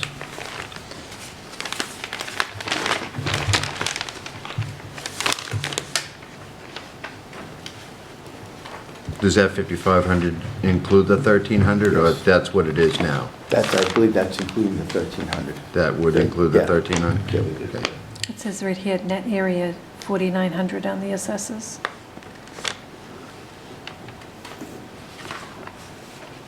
Net area, There you go. 4,908. All right. You were very close. Not bad for a guesstimate. So that'll bring it up to 6,300? 62, something like that. Still under the, Yeah. I made sure I was under all the pertinent stuff. yeah. All right. We're going to continue the public hearing. Ask for a motion. Well, first, is there anybody in the public? I don't know. I see a young lady sitting in there. That's my I girlfriend. believe she's with That's the owner of the body shop, that's Jennifer. Trying to move this night along best I can. I will make a motion to continue the public hearing on Eric Pontiff, site plan and special permit for 78 North Main Street, Carver, till March 25th, 2025. Yeah, I don't want to correct you, but it's Eric Perkins. Yeah, I was gonna go Perkins, there. I was gonna say. Oh, I'm sorry. Pontiff was yesterday's Yes. site plan. I've been Mr. called worse, Perkins. don't worry about it. He's a good. And I've been yelled at it before. I'm not gonna yell, it's too late. Public hearing for 78 North Main Street to March 25th, 2025, 7 PM, Carver Town Hall, Room 1. I will second that.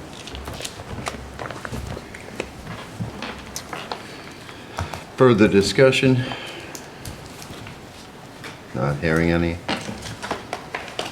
John Gasky says aye. Mr. Shea says aye. Ellen Sedillo says aye. Mary Ellen Williams says aye. And Kevin Robinson says aye. Thank you, gentlemen. Eric Perkins says y'all should go home, go to bed. Yeah. Kick it all off first thing in the morning again. We are personally sorry that you had to wait so long. It's all right, hopefully I'm early on the next meeting, That's, so I go to Cornerstones and. I believe the next, what, is it going to be second or third? Yeah, we're trying to get rid of as many folks at this meeting, just, Oh, well, thanks. we want the fire You just chief. wanted to hang out with me, I know how We didn't want the fire chief shutting down the building because there's so many people here. All right. Thank you, guys. Good night. Take care.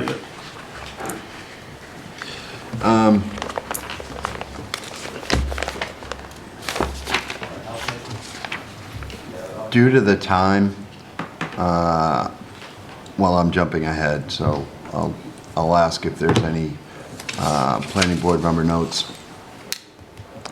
Town election's coming up. Get ready to go vote. Town elections, town meetings, show up. Town meeting, show up. I didn't have an opportunity to review the minutes, so I would request that we move those till... I was going to, that was where I was going. I was going to say to table those.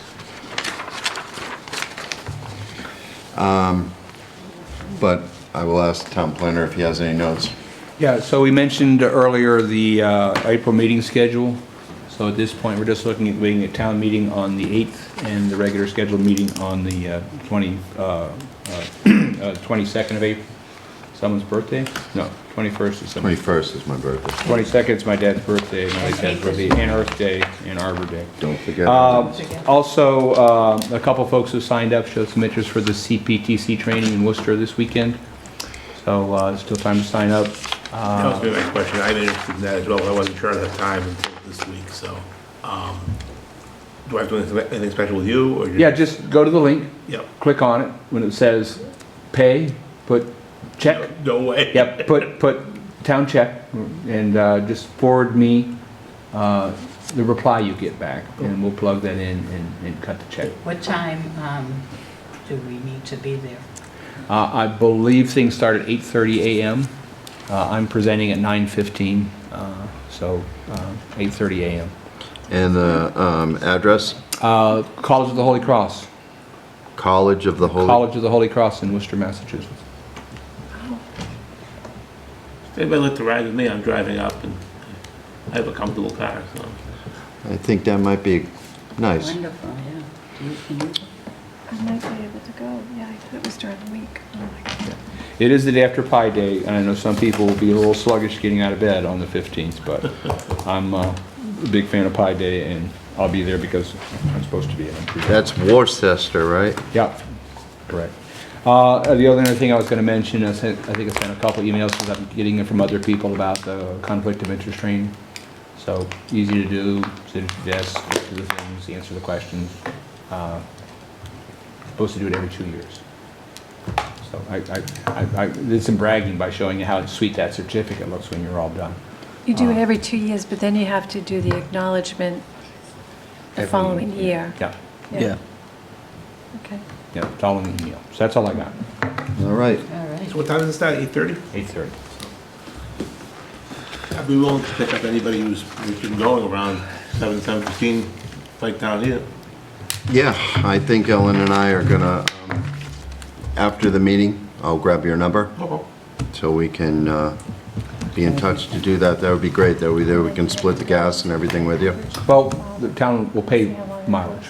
Oh, fantastic. You tell me who drove, and, you know, All I right. basically plug it in and say, this many miles, and town reimburse your mileage, as well as the cost of the class. Do you know how I Fantastic. long think we had they a toll on will the be? way there too, you know? Yep, What time does it 10 of get them, out? right? At 3 least. o'clock. $10 It's like the each. Jersey Yeah. turn. 8:30 to 3 o'clock, you're presenting at 9. and no. All right, we're tabling the minutes. Can I have a motion for adjournment? So moved. Second. Aye. Aye. Aye. Aye. Kevin Robinson says aye. And we'll see you back in here in 1 week in this room Yes. for a joint meeting with the select board. Yay. All right.